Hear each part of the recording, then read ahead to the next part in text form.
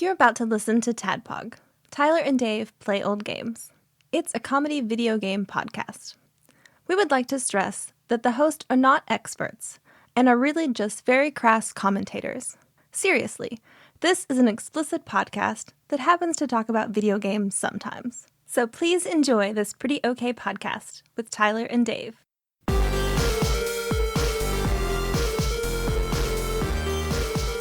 Hello, Internet. I tried to just jump sit in on that. 20 seconds waiting to say that. Welcome to TADPOG. Tyler and Dave and Ian play old games. It's where three old guys palaver for long days and pleasant nights over shitty video games for the most part, but sometimes good ones. And It happens. Those days are few and far. yeah. Yeah. The world has moved on. May we have twice as many. There you go. There you go. So, this week, kind of continuing on our movie as games in the versus category, Alien versus Predator for the Super Nintendo. Predator. Predator. Alliance vs Predator. But before we get to that movie and that game, what you guys been up to, man? Mans? I haven't really watched much. I'm episode to episode on the For All Mankind show. I haven't gotten back in the mood to watch anime this week. So I fell back to, I'm trying again to watch The Handmaid's Tale. We got about most of the way through the third season of that show, Tanya and I did, before she noped out, which surprises me that she didn't nope out sooner. Because it's upsetting. Yeah, okay. It's a really upsetting show. Because Ian makes her wear the bonnet. So. I haven't seen any of it. Nikki's watched. I don't know if she's watched all of it. But I know she watched a whole bunch. We've seen like 3 or 4 seasons of it. It has the potential to be either inspiring or really deflating. It's especially depending on Who's president. There's some really relevant things in there that weren't even necessarily top of mind when the show was on the air, or not on. I mean, when it was new. I think it's over. I think it ran like 4 seasons, and I think it stopped. Okay, but I don't know. I can't confirm. But it's irrelevant. I don't know why. I felt I have a problem with unfinished business, and so I got to the point where I was thinking I want to finish this. I want to see how it ends. You don't like show ghosts, huh? You don't like show no, ghosts? I don't like show ghosts. It bothers me when I can't finish a show. I will watch an entire show that I know I hate halfway through, just because I can't not finish it. It's a weird. No, I get it's it. a weird thing I do. Are you current on Walking Dead? Oh no, that one didn't bother me to walk away from. Okay. I did walk away from Walking Dead with like 2, 3, 4 seasons left, I guess. I haven't seen. That's pretty far in there that you hung in. We got a long way in, and I got to the point of hating that show so much that I just was like, this is one that it will still eat at me that I haven't ever finished it, but I'm not. It doesn't bother me because I remember where it was at when I was watching it, and I remember how much I started to hate it, and I don't want to feel that way again. So we stopped watching Handmaid's Tale because it was not a pleasant experience for Tanya. I think it just hit. Obviously, in a way for her that it wouldn't hit for me because I'm not a woman and she is, and that's why it's tough for her. So I didn't want to push that on her, but I did want to finish the show. So eventually, I got around to it, and here we are. So that's all I've been watching this week. But I did have a story. So for all you listeners who are just tuning in after several years, this episode is near Christmas 2023. Yeah. And it is that time of year for office Christmas parties. And mine was last night. And so every year they'll do we get together and it's always a nice party. They'll rent a room, like a conference, or not a conference room, like a event center room, or sometimes it's at the country club, in the big dining room in the country club or something, but they'll have the thing catered with a meal, and an open bar. Usually they do it on a weeknight though, so it kind of sucks because you can't really.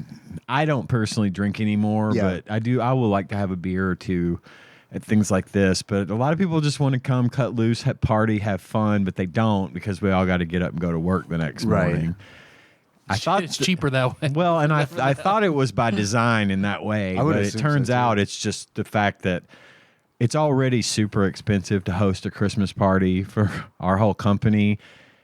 Add to the fact that it's a weekend night, and the cost for the room and the catering and all that goes way up. And honestly, man, I would rather go to a work party on a work day than I a agree. weekend, because it would. For me, it's like, I don't know, man. Weekends are like, if I don't have to think about work. I totally agree with that. I do. I've never had a problem with it being on a weekday. There have been times I was like, well, I wish I could stay later, or, if we're really grooving and having a good time with my friends at work, and I don't want to have to cut it loose, or don't want to have to stop drinking or whatever. Yeah. Most of those things don't really apply anymore. Not that I don't enjoy my coworkers. It's just... Enjoy your coworkers. I enjoy my coworkers at work. We have a pretty laid back work environment, so I can just kind of hang out with them and visit and shoot the shit, and we get all that done most of the time throughout the course of a normal work day. Right. So we come to dinner, and there's not just a whole lot left. It's like, hey, saw you an hour ago, didn't I? You know, kind of thing. But then the owner of the company, Tim, he'll get up and he'll give a little speech. Nothing. He's not long-winded, thankfully, and he'll talk about things like Employee of the Year nominations and how good we're doing and everything else. And the subject of Employee of the Year came up earlier in the day. As a matter of fact, I was talking to John and a friend of ours, Jillian. Excuse me. And Jillian was like, "So who do you think is going to be Employee of the Year?" And every year it's some goddamn. It's usually upsetting. Like one year there was this guy that got Employee of the Year, and he hadn't even been there a full year yet.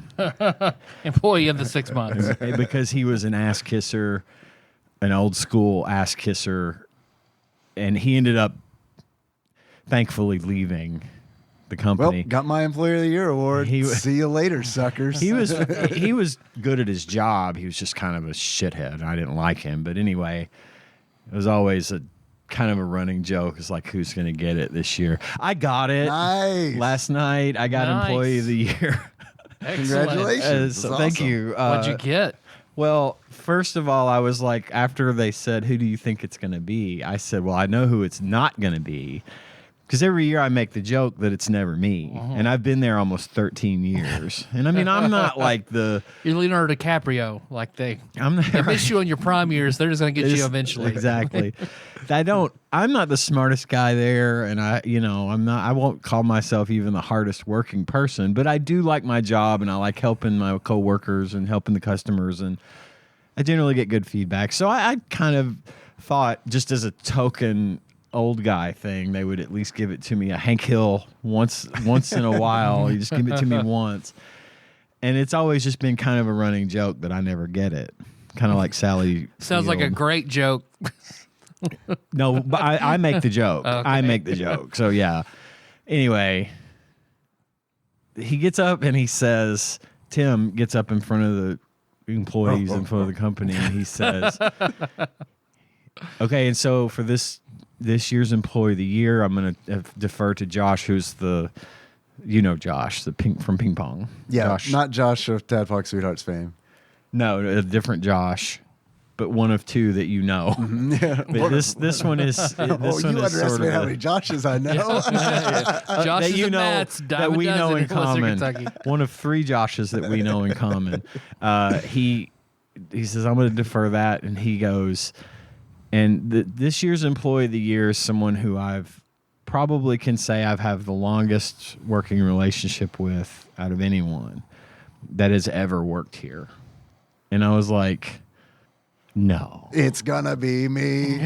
And then they introduced Josh, and Josh said, you know, he went through the spiel how I used to work there when I was a kid. I worked there when I was 15 and 16 years old. I worked for what was then known as Computerland as an after-school job, cleaning the office and taking out the trash and, you know, running, going deliveries and pickups and things when I got my driver's license. And it was my first real job. And they made the comment, you know, about how they started talking about this guy started here sweeping the floors when he was a kid. And I turned to John, who was sitting right next to me, Captain Gunner, and I was like, oh no, they're talking about me. So then they gave me the award. And John said, no, they're not. No, he said, no, they're not. They're talking about me. They said your name, John stands up. So anyway, Close I got enough. Come on up, John. They gave me the award, and I got.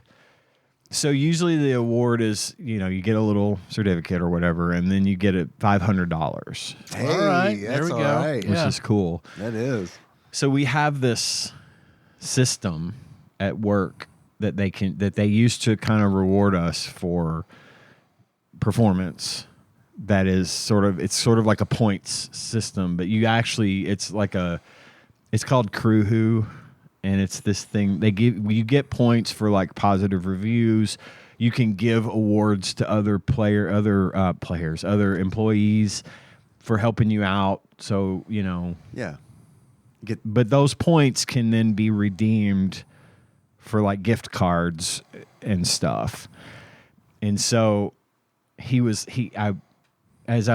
kind of shaking hands with everybody. And when I left for the evening, I spoke with Josh again, and he's like, hey, I was going to bring you a check tonight for the money, but since we have a new parent company. Our company was acquired by a larger company recently, like a couple years ago.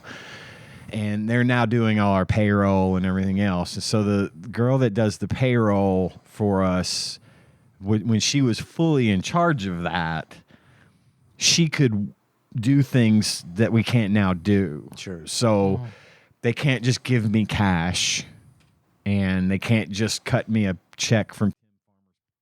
I got to cut that out now. Tim's personal account. Here, I put the time to. Yeah, it's 12:39. Just put a. They can't do any of that kind of stuff anymore. Like when I bought my truck, I got it set to where they would automatically take money out of my check every time I got paid to pay towards the truck automatically.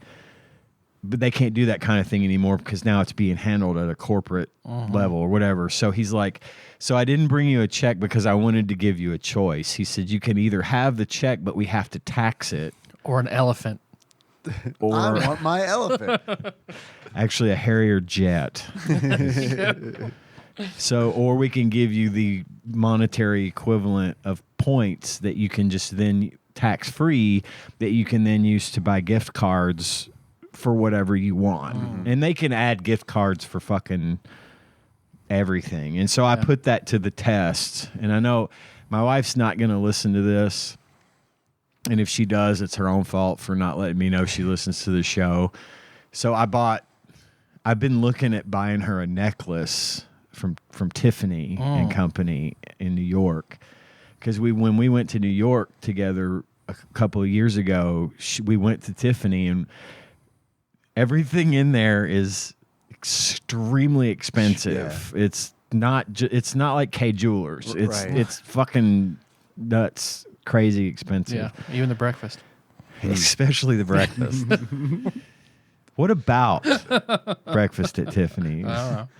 Do you Mickey Rooney being awful. That's all I know about that movie. You're supposed to say, I think I remember that film, and then I'm supposed to say, and if I recall, I think we both kind of liked it. Who's fucking saying that? I feel like they're not around anymore. Yeah. Whoever it is, you know, Probably like a good guess. like the ones that sang the Friends theme. I don't think So that's the Rembrandts. That one I know. are still around. But anyway, so I put it to the test, and I was like, he gave me the points today. I said, give me the points because I don't want to pay the taxes. Right. Sure. Deep Blue something. Oh my yeah. God. I actually Nope. knew that. I actually I did not. That's weird. I've probably heard that song. And I said, what? Okay, so I put it to the test today. I said, I need $400 in Tiffany and Company gift cards. Bucks. Tiffany bucks. And he said, okay, I will see what I can do. So he goes and he checks, and he's like, I can get Tiffany and Company gift cards. Wow. And add them to the store. I said, okay, I want 4 $100 gift cards. Because it was either going to be, the increments went 100 and 250, but I didn't want all 500 of my money. Right. You got games to buy. So Yeah. I had got a couple things I want. Yeah, Sure. Yeah. I mean, you're way, way kinder than me because I would have been like, new Steam Deck. That's Steam Deck.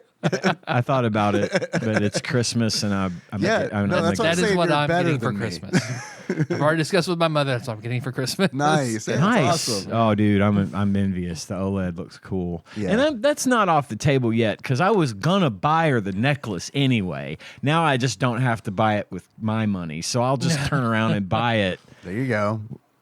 I'll buy it eventually. It's How'd you going. get this, That's Ian? happening. Good boy dollars. Good boy dollars. I earned some Spent good all boy- my good boy dollars. some good boy 4/5 of my months. good boy dollars on you. So he said, okay, I'll get those ordered for you. I'm like, because they can't do like an electronic code. It has to. They're just cards that they send in the mail. So I was like, okay, when will they be here? He says next week. I'm like, it's cutting it close, but Yeah. it'll be fine. It'll be fine. He's like, I'll overnight them. Okay. Yeah, he's like, you don't have to do that. He's like, I don't mind. I will overnight the cards. So I'm going to apparently get them tomorrow. And this is a Great. week ago as of this Oh. airing of this. Oh, recording. I see. I misunderstood. As actual week ago, as I'll of get right tomorrow this week and minute go, to the "Wait, what?" listener. This took a twist. All right. So So I made a necklace of macaroni. It's gonna be fine. after he had already placed the order for the cards, I got to thinking, what if I can't use multiple gift cards on the website? Because Tiffany and Company is in New York City. New York City. And I don't think they have like stores in Nashville, or I think you got the one. And I'm like, fuck. This is a done deal. I cannot turn my back on these cards. I now. want you to drive her I'm to New committed. York, walk in, and then give her 4 $100 gift cards. Tell her, go nuts. Go nuts.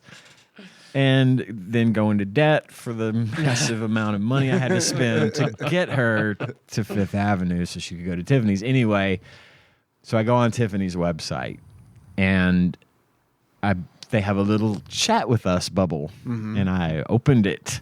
And I spoke with a lovely young lady named Noelle. I say her attitude because I couldn't see her face. You but might she was know very, me from my Dairy Queen letter. Oh, God, probably.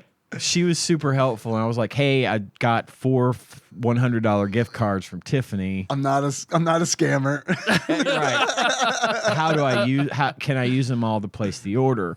She's like, unfortunately, you can only use one gift card at a time when Shit. you order online. But I can do an order for you, Like over the phone kind of deal. even through the chat, maybe. Oh, So cool. she scammed you for 4 She's gift scamming me cards. for 4 gift cards. So I said, well, I don't have them yet, but, I'm getting them tomorrow, and I want to place the order ASAP so I can get it here before Christmas. And she said, come back to the chat tomorrow, ask to speak to me. I will personally handle it for you. Just let me know when you're ready. And I'm like, will this arrive before Christmas? She's like, we guarantee by next week it will be here. That's so awesome. fingers crossed, I'll update next week how the purchase goes. But Hell yeah. Hell yeah. So I decided to take the high ground and use my employee bonus money to buy a gift for my wife because she has always wanted something, a piece of fine jewelry from Tiffany and Company. So I'm going to try to make that happen. Well, congratulations. Thanks. That's awesome. Thank you. That is very awesome. That's all I got. Dave, what about you? Bro, just been reading that Gunslinger. Hell yes! Hell yes! Finished the Wastelands and Hi, Dave. I am on Wizard and Glass now. I'm probably about 20% through that. Makes me all warm and fuzzy. And so far, so good. I mean, I'm looking forward to. I mean, I'm still enjoying it. Is it what you thought it would be? Yes. Okay. I mean, I kind of knew. I didn't go in dry. It was actually a little not like I thought it was going to be because what I kind of expected. I'm not going to spoil anything about the Dark Tower series, but like the Wastelands ends on a cliffhanger. And from everything I heard about Wizard and Glass kind of being a departure, I assumed that cliffhanger was not going to be resolved in Wizard and Glass. And then they get right to and it. I was like, oh, good. I'm glad, because otherwise, no matter how good Wizard and Glass is, if I have to wait a 28-hour book to find the resolution to what just happened, I will be a little upset. It's one of the most absolutely stressful cliffhangers that has ever been. Well, I imagine written. if you're in 1991, absolutely, because it's like, Yeah. oh, cool. Yeah. Oh, yeah. What's Dave? You got to get through a 28-hour book, huh? Wow. Gosh, how hard that must be for you. I don't know the span of time between Wastelands and Wizard and I Glass. can't. Let me look it up. The only reason I know the Wastelands was 1991 is because at the end of the book, there's a passage about. Or from Stephen King saying like Super Nintendo just came out. Looking Right, forward to playing yeah. that. Next book will be a minute. right. I was gonna finish this book, but the Super Nintendo came out and Pilot Wings, right? I'm gonna sort a mountain of cocaine and play Pilot Wings. See you guys in 5 years. And hopefully not get hit by a vehicle for a very long time. But yeah, I'm enjoying it. It's been I'm not eating up all of my free time, but like a good chunk of it. I have a bad habit of like putting it on like before bed with like the full intent of being like, I'll be fine. When I get sleepy, I'll tap out and I'll hit stop. But what actually happens is I wake up 3 hours later and I'm like, what is going on in the book? Rewind. Rhea did what to where? Oh boy, I have some stuff to say about Rhea. I you guess do. I should save it for when we actually talk Marriage. about man. How many times I'm like, I won't save it. Fuck it. So many times I'm like, God damn, Stephen King is obsessed with this witch's pussy. Come here, Nikki. It's time for an honesty test. Come here. It's been 6 minutes and I've heard about her pussy 4 times, and then that girl's pussy 2 times. Same for the fat preacher's pussy in the Gunslinger where I'm at. Yeah, but that's like mentioned like I don't know. At that point, I guess Stephen King didn't like really appreciate them yet because he's like, I don't know. He sticks his gun in there. I'm 17. It's between 2 white slabs of flesh. There's something up there. I don't know what it is, but I know it's something. By the time he wrote Wizard of Glass, he'd seen a few. Yeah. 6 years.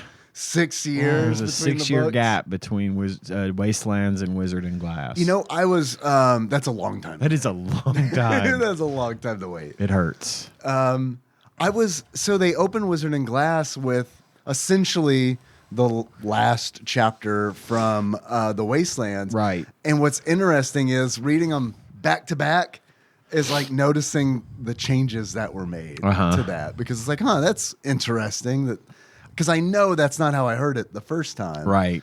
But anyway. And the Wolves it's of something. Kala was 2003. So then Is that the one 97 to after Wizard and 2003. Glass? Yep. Oh, wow. Yeah. That's about 6 years. So I wanted to say that there was a lot longer gap, but I think what it was, not so much one long gap, but like two pretty long gaps between volumes. So we had, Wizard and Glass 6 years, or Wasteland 6 years, then Wizard and Glass, and then 5 years next after that was Wolves. And then I think those next two came out. So I remember Song of Susanna and Dark Tower were pretty. They were quick right after that. back to back, but yeah, long time. I'm glad you're enjoying it. I'm very glad. It's I just got started with Wastelands. Yeah. Song of Susanna was 2004, so only So it a was a year year between later. Wolves and Song of Susanna.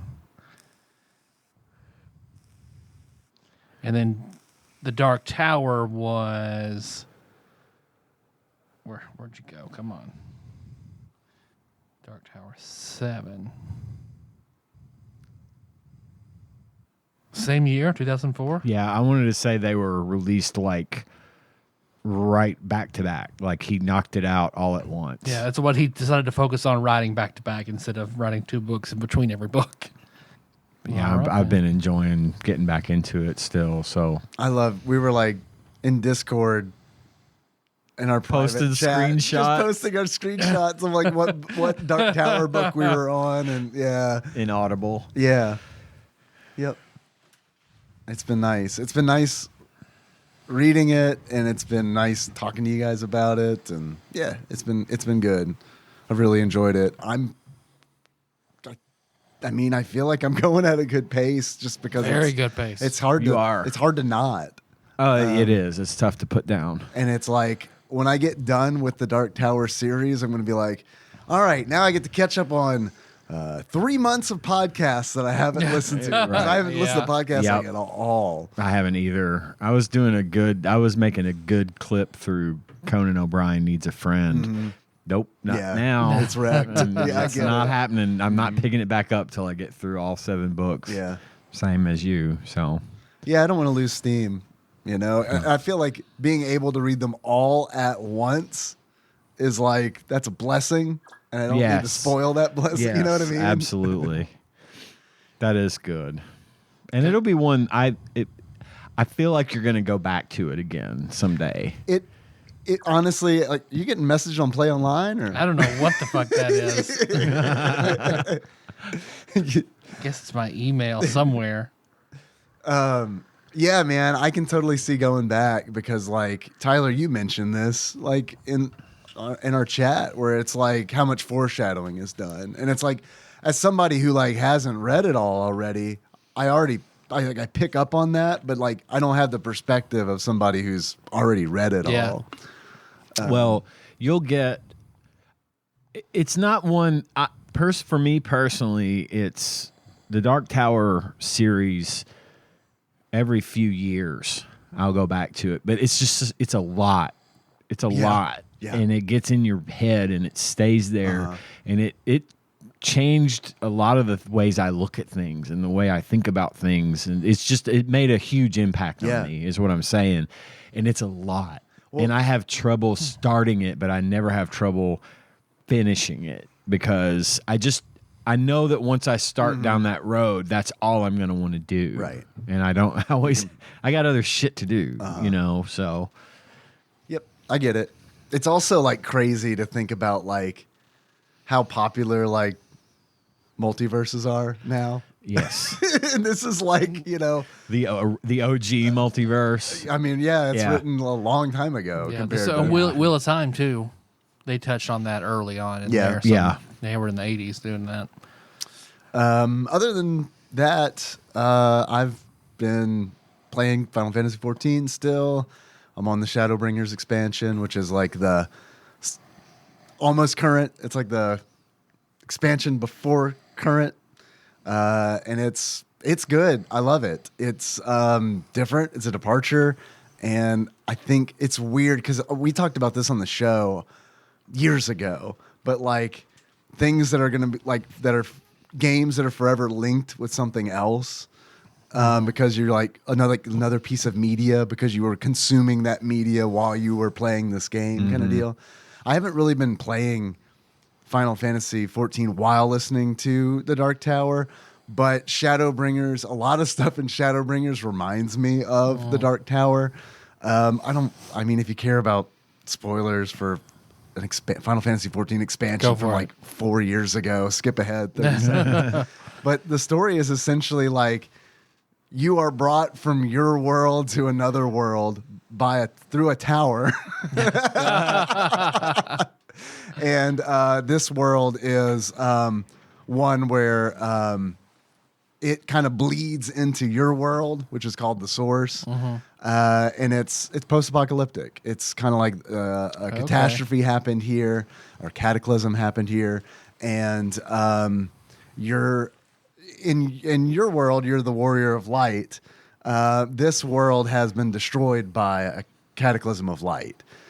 So like each I don't want to say planet, but plane. Each plane has its own element, and this plane's element is light.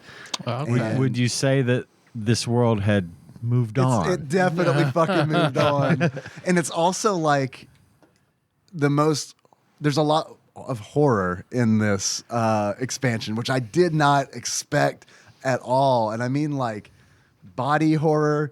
And like just some like yeah, or it's like again I don't want to spoil Taru fleshlight any shit. No, you can find that anywhere. you just gotta look.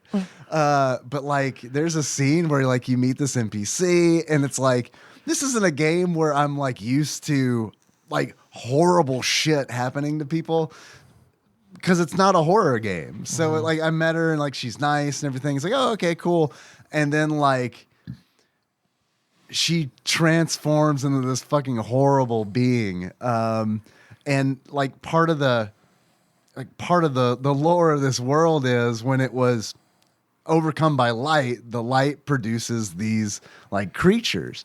And there's these 3 light wardens, and they're what keep it like they hadn't seen the night sky for like 100 years. That's when the cataclysm happened. So it's like it's light all the time. It's daylight all the time. And these big creatures called light wardens shed the light. They emanate the light. And then there are like smaller creatures that kind of like have these relationships with the light wardens where it's like with the light wardens are here, we're with the light wardens. And they have the potential of like infecting people. That's where like that's how they reproduce. They're kind of like zombies or aliens, I guess, in that regard. They kind of incubate in a body, and then that body is transformed. That shit happens. Is it transformed by something popping through its chest? Unfortunately, it's not. It's not one-to-one like that. But I'm just seeing a lot of parallels being drawn to things that we're talking about tonight. Yep, it's cool. I like it a lot. I wish I had more time to play it. I got it running on the Steam Deck finally. I was like, people can do this. I'm gonna figure it out without installing Windows, because that was like the caveat. It's like I don't want to install Windows on my Steam Deck. I don't want to do it. I get it. And it's just a driver's thing. If it were like an easy thing, like super easy, then it would be different. But I've read so much shit where it's like, yeah, dude, it's super easy. Here are 59 steps.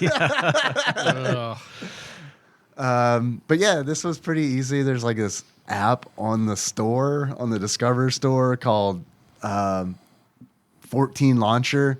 You install that. You install the Final Fantasy 14 trial from Steam, because don't buy it on Steam. Whatever you fucking do, don't buy the game on Steam, because fucking someone at Square Enix fucked up when they made the deal with Steam, because it was like, if you buy it on Steam, like your account's like locked to Steam, man. It's like, that's the only place you could fucking access your character. You can't like later down the road be like, oh, I'll play this on PlayStation 5. Fuck you. You're playing this on Steam.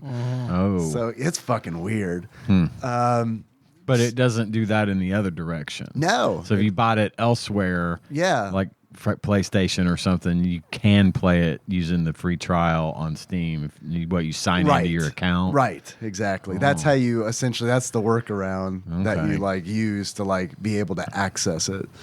So that's what I did, and I got it working. And I don't know how much I'm going to actually play cool, it though. on that, because I do like playing on my computer, but it does mean I can travel with it, and that's nice.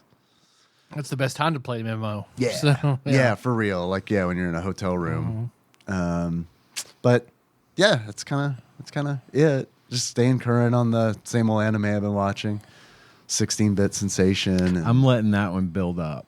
yeah, I did for a little bit too. I need more than just one at a time on those because that's a really good show. I like it. to get more than one episode at a time. It's a funny show. Like it's funny. There I are really several agree. laugh out loud moments I've had watching Agreed. that. And I still think it's really great for like retro tech porn. Oh, because yeah, I mean, it really is. It hits that sweet spot. Yeah. Of retro tech, which is at one point in my life I referred to as tech. Cutting edge. Cutting edge tech. Hey guys, Jay got a CD burner. He can burn his own CDs. 2x. 2 times speed. There's a program called Nero. Yes. Like Rome. Nero burning ROM. Get it? Speaking of the deck, a friend of mine at work was telling me they just started playing Hades. Yeah. And they knew I had played it. And they start asking me all these questions. Oh, now you want to play it, I bet. No, I've already started. I've been back at it for like 2 days. Nice. Anna's going to start it this weekend when she gets back home from start of Christmas break. So, Yeah. I started so with her. I didn't realize how originally invested I was in that game and how much I actually knew about it. And they're like, well, what do you do here? I'm like, okay, the trick is you need to level your weapon up with some Titan blood and get as much darkness as you can. And really the one I like to get was this, and this. And there's a point at which you'll get 2 additional crystals for your cast. So you'll have 3. And my plan on every boss, load them up with those crystals and attack. And I did this for like 10 minutes. That's amazing. And I was like, oh shit, I think I want to play Hades again. I don't remember, like, I couldn't tell you anything about the mechanics, but I'd be like, all right, these are the characters that I would like to fuck. But I did. I didn't realize how much I remembered about that game. And it's been a while since I played it last. It's been, yeah. I had I put it on my Steam Deck when I first got it. Seems like a great Steam Deck game. It runs a little hot. Does it really? But not bad. It eventually cools itself off, but the fans normalize. But like usually when I play it handheld mode, especially, it gets the fans run pretty loud for about 10 minutes, and then they Oh shit, dog! You're playing Hades. gets excited. It's not a processing thing. It's the deck's excitement. Simmer down, Steam Deck. But I won't know anytime soon if the OLED Steam Deck runs it any better, but whatever. Anyway, yeah, I just wanted to mention that because you brought up the deck and playing that game on the deck, and it made me remember that. I'm glad, man. Playing Hades again. Hell yeah. Hell yeah. What are you doing, Tyler? Before I'm behind on The Dark Tower from you guys because I wanted to finish the book I was on, which is the second book in the Aeronauts Winglass series by Jim Butcher. He wrote The Aeronauts Winglass in 2015 and then finally just came out with the second one in the series, The Olympian Affair, this year. So as soon as that dropped, I finished that, and then I'm going to put off, I think is it Starsight is the next thing that Brandon Sanderson has written in one of his series. But then I'm jumping into the Gunslinger, so I'll catch up with you guys. And I'm enjoying. I don't remember the last book Charles Goodell read that I listened to, but I like Charles Goodell a lot. The guy who reads the books on Audible. Okay. But mainly, so today, which today being not release day, but December 7th, Melissa's done with nursing school. Hey, congratulations, Melissa. She graduated. Her graduation is on Monday, but now she's done. Can I Finish it get all. She's a all good. big fat hell yeah? Oh, yeah. Good job, Melissa. Proud of you. So, yeah. And she's, signed on at the same hospital I work at, so it's going to be good. It's gonna be Sweet. good. Yeah. Nice. She was able to get days there. So she's the only person in her class that got days because everybody else is like, oh, we're new baby nurses. We have to work nights. She's working days because it was like, hey, director husband, you know anybody to put me on days? Yes, I do. We'll do that. Remember, kids, Because it's it'd be not, awful having you work nights. It's not what you know, it's who you know. Yeah. I'll never see you, and Jack will never see you. So, yeah, whatever we can do to make you work days. Nice. But, yeah, that's about it for me. I watched Alien vs. Predator. I played Alien vs. Predator. Yeah, I did those things too. Same. Well, do you guys want to? Do we want to eat some foods? I brought some snacks. Snacks. snacks. Everybody. We want to do those now. We want to do those for Community Corner. Let's do them now. Just Fuck do them it. now. Okay. Because we want to do a hard out tonight at 9 if we can. Yeah. So, earlier this week in the Discord, bit.ly/TADPOG Discord or pisstasters.com. Taste the piss. Tastethepiss.com. I said tastethepiss.com. It's Piss Tasters. Is it piss I said taste the piss because you said pisstasters.com. I don't work here. I don't know what the fuck's going on. I hear John gets upset when I don't do it. I'm not even here today. I have it I'm written not on my even hand. Make supposed sure to be every here time today. He doesn't like it when we talk about Albert Fish, but man, he likes it when we talk about drinking piss. It's true. Fish tasters. Literally the guy who has had to be censored the most on this show gets bad about that. No, technically Brandon's been the one who's been censored. Oh, that's true. That's Yeah, true. like 2 hours of censoring Brandon. That was a fun edit. So on the Discord last week, Mike Lanham in the film and TV or in the food Discord Yes. posted a picture of Kevin McAllister from Home Alone. Yep. With the crunch taters. Eating crunch taters, and you there bring was a fucking thing crunch next to taters? it that said, "This month at Dollar General, Lay's is re-releasing crunch taters." Dude, did you bring crunch taters? You got the mesquite crunch taters? Oh, fuck. I see that alligator. Fuck yeah. Hell yeah. Hell yeah. Man, I am excited. Original and mighty I bought mesquite. original, and I have a dessert treat as well for y'all to try. But I brought original and mighty mesquite flavored crunch taters so that we could have a snack and try these on the show. Did you eat these back in the day? No. Man, I did. And you know why? Because it has a cute alligator wearing a cowboy hat. I and would like to boots. think of him as the crunch tater gator. Yeah. I'm sure that's what it is. So these are kettle style. He's a Okay. crunch slinger. Damn it. I can't remember. Don't forget the face of Steve Irwin. Too soon. Too soon. Here's the original flavor. All right. Yeah, I'm going to get a little handful of both of these. Can I have a mesquite? I figured I'd just destroy both of y'all's diets. Yep. Let's go get it's man. But it's Christmas. It saves me from buying a full bag. So this is awesome. I'm going to take these home and see how my wife feels about them as well. If Gage still lived at home, he would probably be freaking out about it. But anyway, Plain first. plain plain first. first. Crunch tater time. I've never had one of these.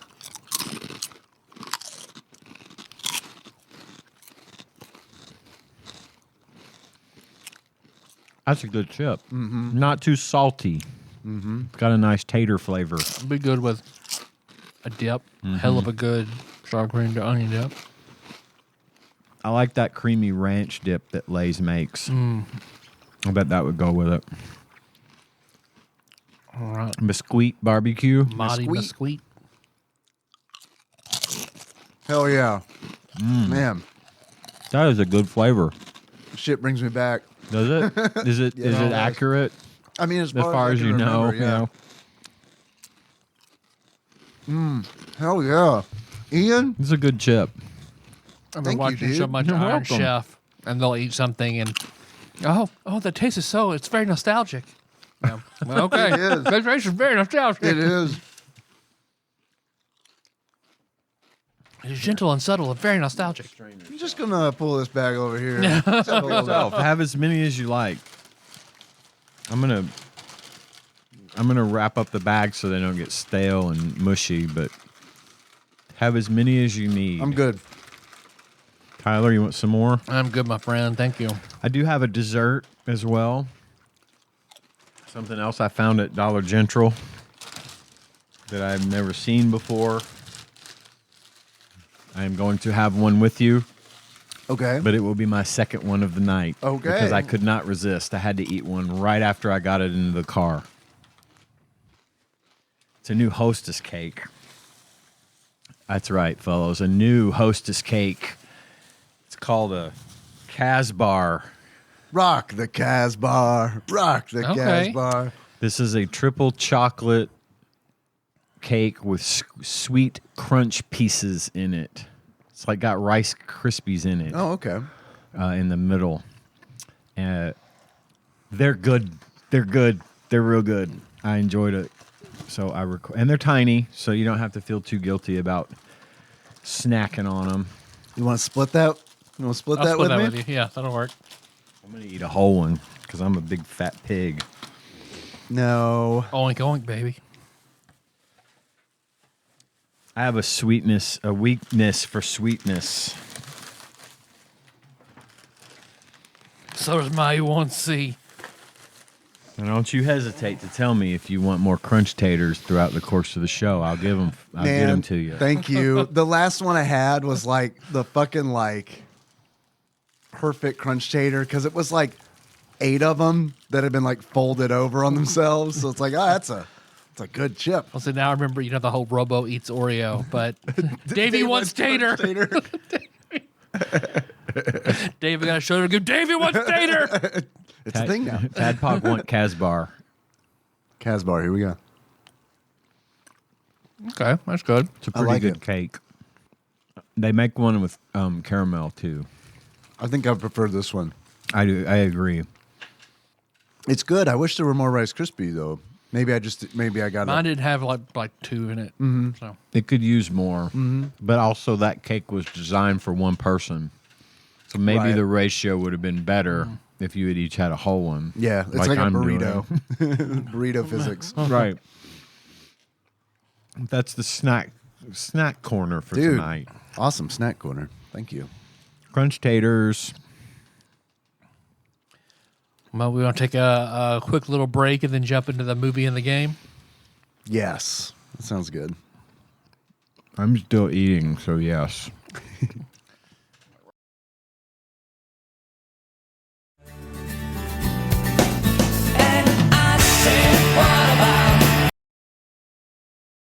And now for the game talk. The game movie talk. And movies. Yes. So Cuban B. I have seen, in this order, Alien Resurrection. Alien Resurrection, the Predator remake, Alien, and now Alien versus Predator. Okay, What Predator remake are you referring to? The one with Adrian Brody. that's Predators. It's right? Predators. Predators. And it's Predators. It's not a remake. It's a part 3 Oh. Yeah, in well the then- series. and That's that's what what I've I seen. confused for whatever reason. Confused with Alien versus Predator because I had never seen it before, but I had seen Predators. So that's my story. Well, I love Alien. Love Yeah, it. Alien is a And I great don't movie. I'm hard pressed to like older movies. Do you like Alien? Fuck, I loved Did you Alien. see Aliens as well? Just Alien? Just Alien. You'll like Aliens. Alien Resurrection, which I did not understand Resurrection. at all. I And then haven't seen that one. Alien. Most people don't understand it, and it's okay because I like it fine, but it's widely considered to be one of the worst of the franchise. Aliens, however, is considered to be the best of the franchise. I personally prefer Alien, the original Alien. Because Aliens same. is where it kind of takes that Aliens is an action action movie. But Yeah. Aliens is Yeah. you might like it though. Yeah. I'd give it a shot. I know Josh of TADPOG Sweethearts loves Aliens. It's a fine movie. It's just it's not a horror movie, and that's what Alien is. Alien is a horror movie. Yeah, that's what I feel like the franchise should be. But I feel like now it's almost more of an action franchise, right? Than a horror. Yeah, it's a weird. I feel like both the Predator franchise and the Alien franchise are like, I don't know, man. It's almost like they just got out of control. You know what I mean? Where it's like I feel like they're so like far from where they began, and I mean, why does that happen? Evolves. Why does horror as a genre? I can think of so many instances where it turns into action. It's a lot of times I think it's because a lot of horror movies are rated R, and I think generally rated R movies are more difficult to sell, and I also think horror is more niche than like action. So it's just money. That's my guess. It's an easy twist to get it in that direction and make more money. I don't like it. So the Predator, I think Predator is a good example of an action movie that works as a horror film because it becomes a horror film. In my opinion, I personally it starts off as a macho, toxic masculinity based action movie, but about midway through becomes a legitimate horror film. Yeah, I think with Arnold being the last girl, the final girl, exactly. Yeah, couldn't get the term. And I think Predator 2. I haven't seen it.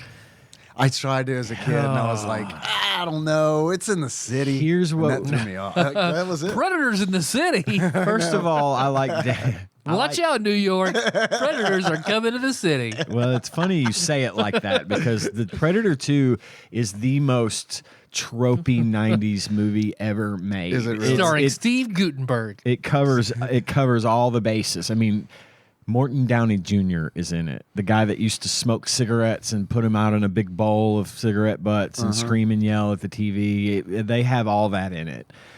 So it's kind of hard to get past that. But Danny Glover is in it, and he's the protagonist. Right. And I liked the story. I liked the movie. And it also, you got Gary Busey, you've got Danny Glover, you've got Bill Paxton is in that as well as in Aliens. But I think a lot of the good stuff that's in Predator 2 gets lost in the fact that it's so loud and so obnoxious, and it's the tropey, stereotypical view of the future kind of thing. And I think it puts a lot of people off. But at the end of the day, I really like it. And I honestly think that it has a lot more of a bearing on what happens in Alien versus Predator, the movie, than the first one. Of course, in the first Predator movie, we get introduced to the concept of a predator, right? In the second one, we get introduced to the concept of their culture. And as you know, we get that in droves at the last third of Alien versus Predator.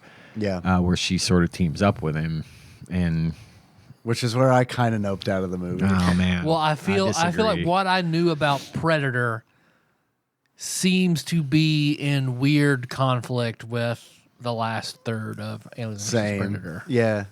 Well, and it's also, it's like, well, just to jump forward, as I feel the end of that movie is the equivalent of like me throwing a giant swordfish in a pond and being like, I'm going to catch that. I'm a great fisherman.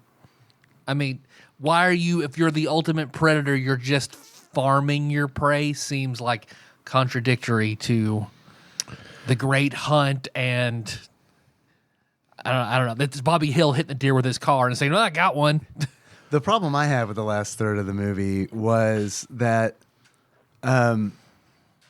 it felt like I couldn't get where the woman is coming from, because I could get where the predator is coming from when they team up, but like her, it's kind of like, well, I know you've been like for thousands of years using human beings, like you've been using them as sacrifices so that you can hunt these aliens. So But yeah, I mean, I want to live, so yeah. But like, I would understand that, but it like the direction she takes, you know, where she seems like honored, and I don't know, man. I was just like, fuck, dude. She got Munchausen's real fucking bad. fast.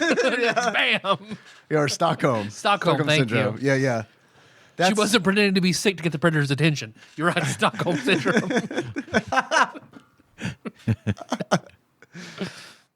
But I liked the Antarctica bit. I liked. Well, let me do a little recap. Okay. For anyone that doesn't know, Because you love the shit out of this movie. I love the shit out of this movie. And for anyone that doesn't know, the way that this movie takes place around, I want to say I think it's just timely, and it came out in 2004. Yeah. I think it takes place around that time. Yeah, I think it's like in the not too distant future. Kind of Right. deal, right. Not too distant future, correct. And so there's this multi-billionaire named Wayland who discovers a heat bloom in the Antarctic under the ice to the tune of about 2,000 feet under the ice.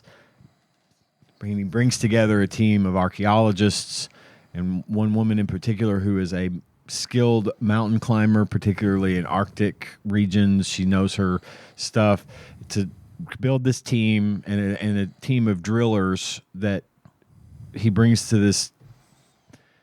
They brings all these people together so they can go and find this thing, because the way that it looks to their scans is that it is a structure that shouldn't exist. It's made up of remnants of styles from Egyptian, Cambodian, and Aztec culture. It's a pyramid. It's a pyramid, yeah, that has.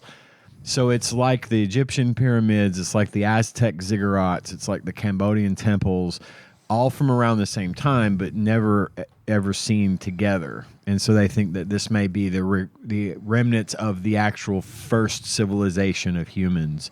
And so they want to go investigate and be the first to find it. Meanwhile, in orbit above the planet Earth, 3 predators in their ship have positioned their ship over Antarctica. They use this. They are going to go to the same temple. They shoot a laser beam that drills a 2,000-foot hole in the ice instantaneously, and go down to the surface. And then they end up going down. The humans end up going down, finding the temple. But little do they know, the predators, they see that the hole's already been drilled. They think someone has beat them to it, but there's no possible way anyone could have drilled a hole that quickly, because it wasn't there before. Now it is. They don't know what's going on, but they go down there anyway. And I do like the shot. Everything about that hole I like. It's great. Big fan of that hole. Yeah. It's awesome. And I like the shot. Buy a nickel for every. Right? When the camera pans back from like where the laser shot came from, and you see like the roofs of the mining. Yeah, just clipped. Yeah. Like that cut through them perfectly. Yeah, Yeah. I thought that was really neat. Yeah, that was really cool. Do we know how long ago the last? It's supposed to be every 100 years. 1904, according to this. So when they go into the temple and they find that they believe to be a sacrificial chamber, which it is in a way. But they didn't really have heat signature finding technology. So are they updating the lure every 100 years to get people there? No. So I think what they were going to do personally is that I think they were going to use 2 predators. I think one predator was there for the hunt, and the other 2 were there to become, it's my belief, the other 2 were there to become hosts for more aliens. Because as you know, For predators to become hosts? Yes. So I think because what I don't understand is that, like, you know, they use human hosts, and right. Eventually what happens is the predators have fired up the power source for this pyramid, and in the basement of this pyramid is a giant alien queen Right.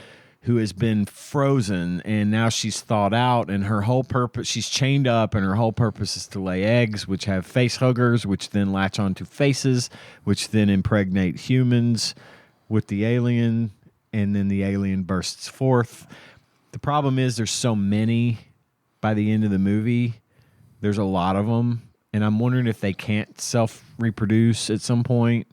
Well, one of my complaints about the movie, honestly, is I feel like there weren't enough aliens, because like There were more than I felt like there should be, because there were only maybe 5 or 6 humans, but there were definitely more aliens than that by the time the movie wrapped up. There's a scene that I swear they probably just used for promotion, because like there's a scene in the movie that looks awesome. It's when they're talking about the history of the pyramid, and it's like these predators on top of the pyramid, and it's like Doom style, where it's like the pyramid's just being swarmed by like a legion of aliens, and it's like, man, I bet they use that in the commercial.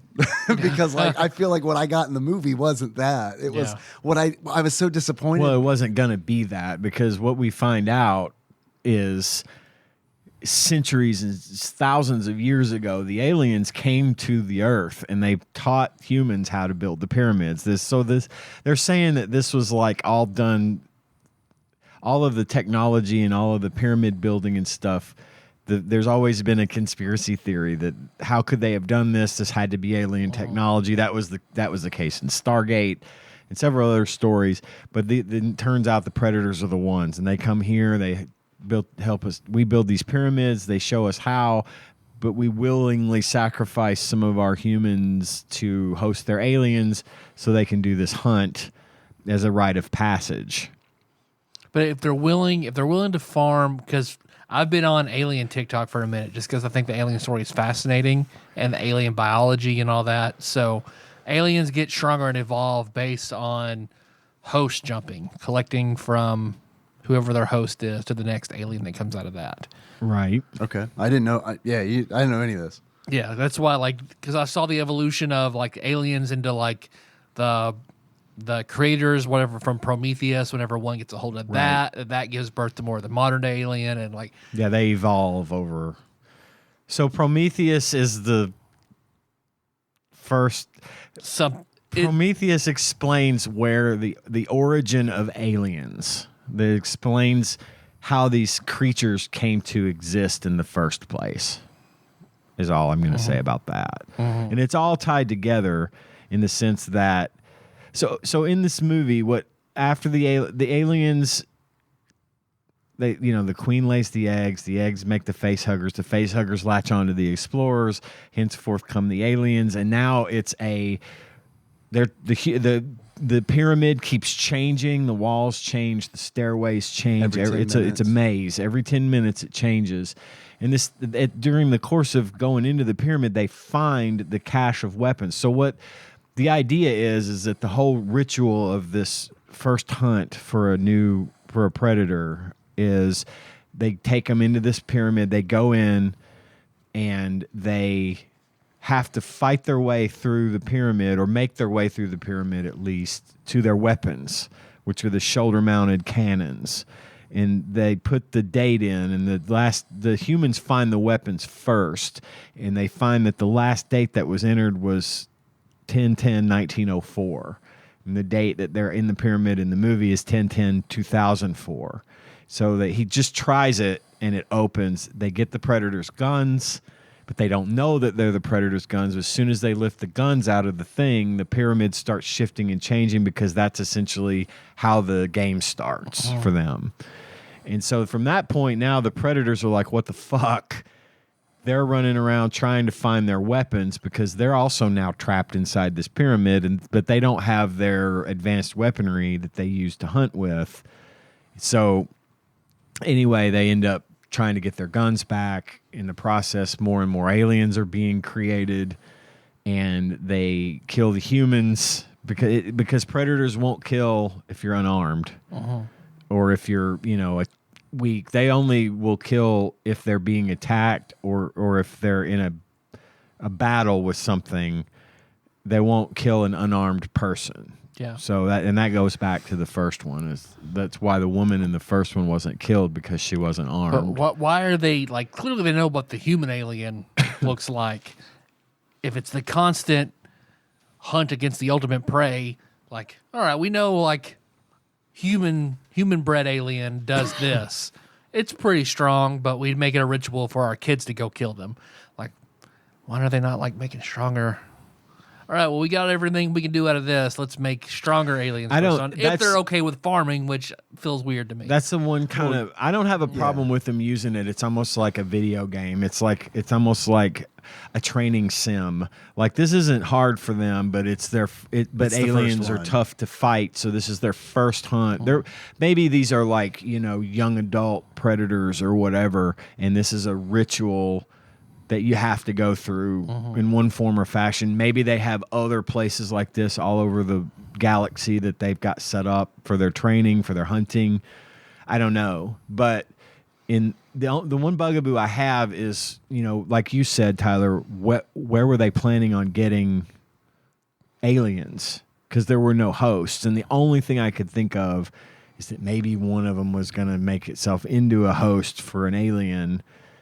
But that kind of gets defeated at the end of the movie, at the very, very end, and I'll get to that. The Predalien. Yeah, the Predalien. But anyway, long story short, they get together, or they're fighting, and finally the heroine, the main character of the movie, realizes what they've been trying to do this whole time is get their guns. Yeah. So she gives the one remaining predator who hasn't been killed by aliens his gun, his cannon, and he ends up saving her life by accident, by virtue of the fact that his whole point is to kill aliens, and one happens to come in the room while she's in there.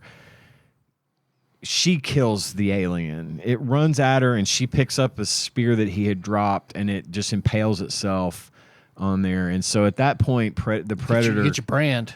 Yeah, the predator kind of sees her as an equal, because the whole point of them being there at all is to prove their worth by hunting and killing aliens. And she kills one, so he, by their law, by their code, is how I see this, is that he has to acknowledge the fact that she is an equal, because she has done the thing that his two buddies couldn't. She killed one, even if it was by accident. And so, all right, cattle, you killed one. So, but they team up under the premise of the enemy of my enemy is my friend. I read that, Gary Larson. And they get together. So they agree, at a gentleman's truce, if you will. I'm not gonna kill you. You're not gonna kill me. We have a common enemy. We need to get out of this pyramid. So we're gonna team up. So they team up to escape the pyramid and get out from under the ice, and on the way out, the predator nukes the pyramid in true predator fashion. Because they said if the predators all die, they destroy the site.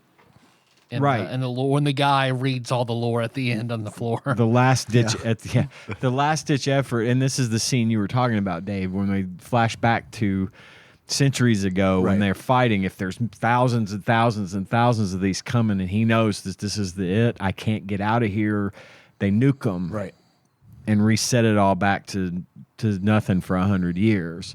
So this is what he does. He nukes the place. They ride the sled up the awesome ice tunnel, but they didn't know the queen got out. So there's another battle. The predator that she teams up with, this is all spoilers if you're wondering, the predator she teams up with is killed, but she tries to save his life. He marks her with the symbol that she has completed the hunt at, like they do, and as he dies, and then the rest of the predators come to pick up his body, and they give her his weapon as a token of passage. You have passed our ritual. We're not going to kill you. We're going to give you his weapon. Use and we're these gonna against the leave." cops who are definitely going to arrest you because with your whole lots of expedition's dead. So one of the things I wanted to talk about was the fact that, of course, Lance Henriksen is in this movie. Right, yeah. And he plays Wayland. He is the billionaire that starts the company that ultimately becomes Wayland Yutani, which is the company that funds the mining operation in Alien. And he tries to fight a predator with what I used to do with the lighter and the hairspray back in, back in middle school. Yeah. His likeness is used for Bishop in Aliens because he plays Bishop in Aliens. They use him in this as a kind of a tie-in to his company that builds these androids later. His face is used as a bishop, as an alien, or as an android. So it's I thought that was a neat little tie-in. Yeah. How they did that. And I didn't feel like all of there's a lot of stuff, movies like this, you feel like it could be shoehorned in, or it's like they retcon things. I thought they did a good job with this one. I found it to be entertaining. Paul W.S. Anderson directed it, which he is also responsible for Mortal Kombat, the original Mortal Kombat movie. He did Soldier, starring Kurt Russell. He did all of the Resident Evil movies, The Death Race, and Event Horizon.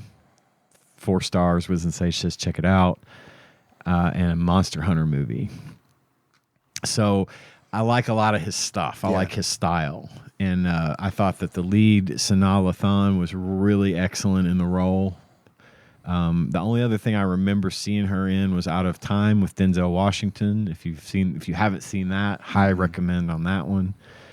But overall, yeah, it's just I thought it fit really well into the franchise. I really liked it. So, do they do anything in the future? Because I haven't seen all the movies. Do they do anything in the future with, or since 2004, have they done anything with the Alien Predator combo? They did. There was a second Alien versus Predator movie. Oh, okay, I didn't know that. Called Alien versus Predator: Requiem, which is it's fine, I guess. It's not as good as the first one. They get it to heroin and hook up with drug dealers. That one, Alien versus Predator: Requiem for a Dream. That one did have. We're not taking it up for air. I'm not going ass with that. That one was less enjoyable for me, but the biggest problem with Alien versus Predator Requiem was the fact that the movie was so dark. Like visually, not able to see anything. In the theater, I couldn't hardly see what was going on because it was so badly lit. Mm-hmm. It was meant to be dark, but they went too far. And don't even try watching this on your TV during the day. Right. It's like the picture went out half the time. But that's all I can remember that they did as far as an Alien Predator crossover in a movie form. I think there was a whole series of comics and stuff like that. Yeah, I haven't read any of them. I'd seen them before. Yeah. I've never really been a big.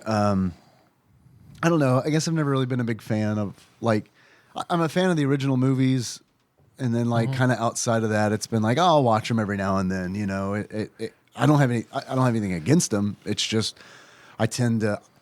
It's one of those. They're both kind of those franchises that I feel like the longer they go on, the it's not like I actively hate them or anything. It's just the less I kind of enjoy them. I get it. I liked Prometheus a lot. Yeah. But the follow-up to Prometheus I thought was really bad. I can't remember the name of it off the top of my head. I didn't like it at all. I didn't see that one. It wasn't to me it wasn't great. I don't know how anyone else would feel about it. But the Predator movies have been a big deal to me since the 80s. You know, I eat it up. Anytime they make anything Predator related or Alien related, I get into it. And I love it usually because I'm one of those that you can't disappoint me. Yeah. I'll find something to like about it.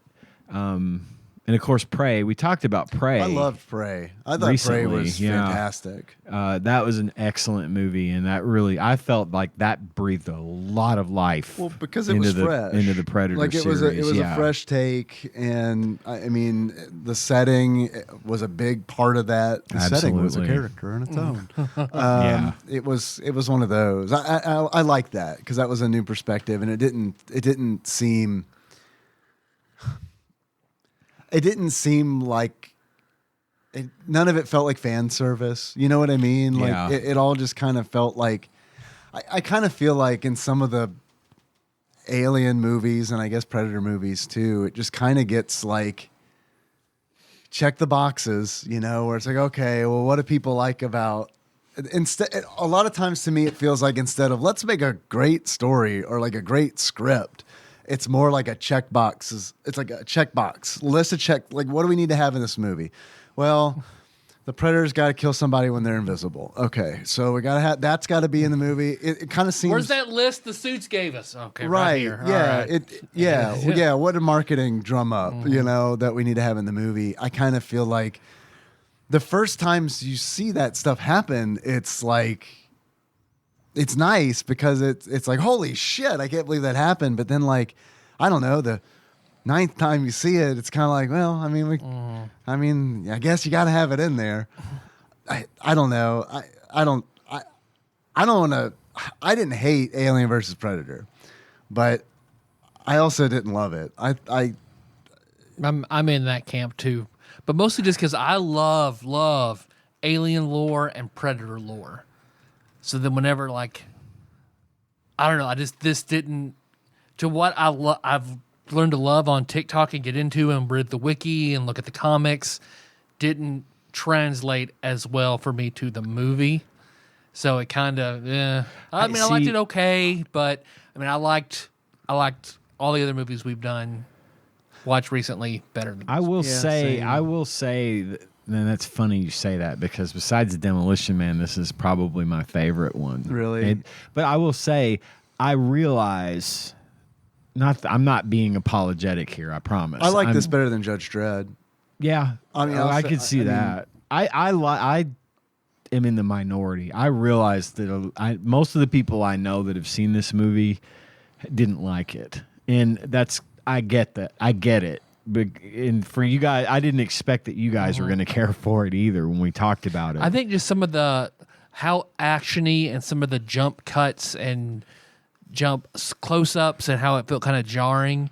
If it had been a little more hunting and stalking or a little more stealth, and I don't like stealth, but if it had been a little more, I don't know, tension instead of just big brawling fight scenes. We have problem. Here is solution. Right. We must implement. Yeah. Well, and I was disappointed by the fights because I feel like a lot of times the Alien and the Predator kind of acted outside of lore. I felt like because like there's a scene where an alien like screeches before it jumps at the Predator, and I'm like, what the fuck are you doing? You're an alien. You're like supposed to be the highest evolutionary. You're supposed to like backstab this guy like you did the other one. You know, the one that died. I don't understand. So like that stuff like that kind of bothered me. And then like the Predator, I feel like you were talking about, isn't really being stealthy either. And I know that can be written off as like this is his first hunt kind of deal, and that makes sense. But like when they're actually fighting, I thought they were shot like frustratingly, I wouldn't say bad, but everything's so close up. It was like there wasn't a lot of what is Predator, what is Alien. Great. Yeah, but not only that, but it's like it doesn't you don't get I didn't get a good sense of the action. It did kind of feel like just two creatures just slamming on each other. Yeah. And I mean there are some cool shots. Like there's a point where the Predator shoots an alien, catches him in one of the razor nets. Yeah. And it like starts constricting on the alien. That's fucking awesome. Cause it like you see it looks great. It like cuts into the alien's skin and it looks like an aubergine. And then like you see that green blood in that like net pattern. Like and you know who that is. Right, it later. persists. Yeah, and I love that. And I thought that was really nice. And And there are also some really good shots of like, I think some of the creepiest shots of like a head on, like close up of an alien, like a xenomorph's face. They do a really good job with like the like mercury teeth and stuff. Yeah. And I think that looked really good. There's a lot of good stuff. I just wish that it would have, I wish that like those shots and like that attitude would have like carried over to like the actual fights, because I thought the fights were hard to follow and weak. I get that. It was kind of like the first couple of Transformers movies where there was just in kind of the opposite way. There was so much going on, I couldn't follow it. Yeah. I didn't understand what was happening because it was just too hard, too much happening in the shot. And it's funny you bring up Transformers, because I've never seen any of those movies, but it's not like I've actively gone out of my way to not. But the complaint that I heard from a lot of people for those movies, or at least maybe I guess the first one, was like, well, it's focused. There's too many people. It's like, we want to see the Transformers. There's too many people.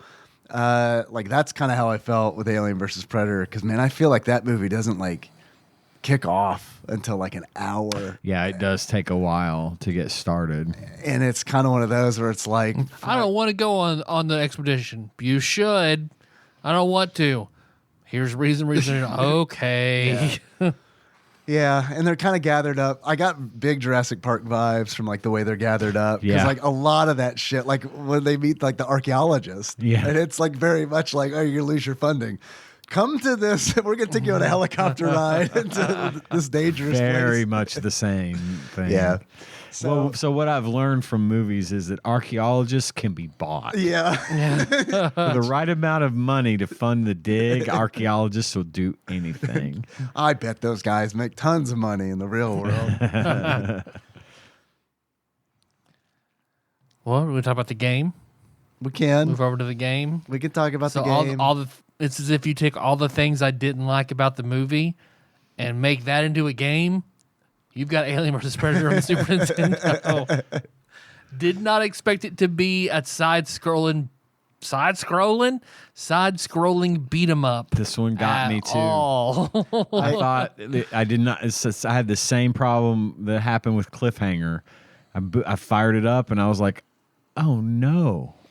Yeah, I knew you weren't gonna like this one. Yeah, not a fan. I knew that this was a beat 'em up. There's a better Alien versus Predator beat 'em up that Capcom made for arcade. It was never ported to a home console. It was supported up to 3 players. You might not like that one either, because I know you're not a big beat 'em up fan, but I can at least appreciate a good one. It's a lot better than this SNES game, which was developed it was developed by Jorudan, who made a bunch of games that no one has heard of in North America, because they pretty much exclusively publish games in Japan. They are around still. Wow. Making video games? No. Oh. No. They are Washing machines. Pachinko machines. Any more guesses? Pinball. They are primarily known for operating a public transport route navigation website. All right. All right. It was published, this game, not the website, was published by Activision in 1993. And yeah, side-scrolling beat 'em up. So we know that since this game came out 11 years before the movie, the game has nothing at all to do with the movie.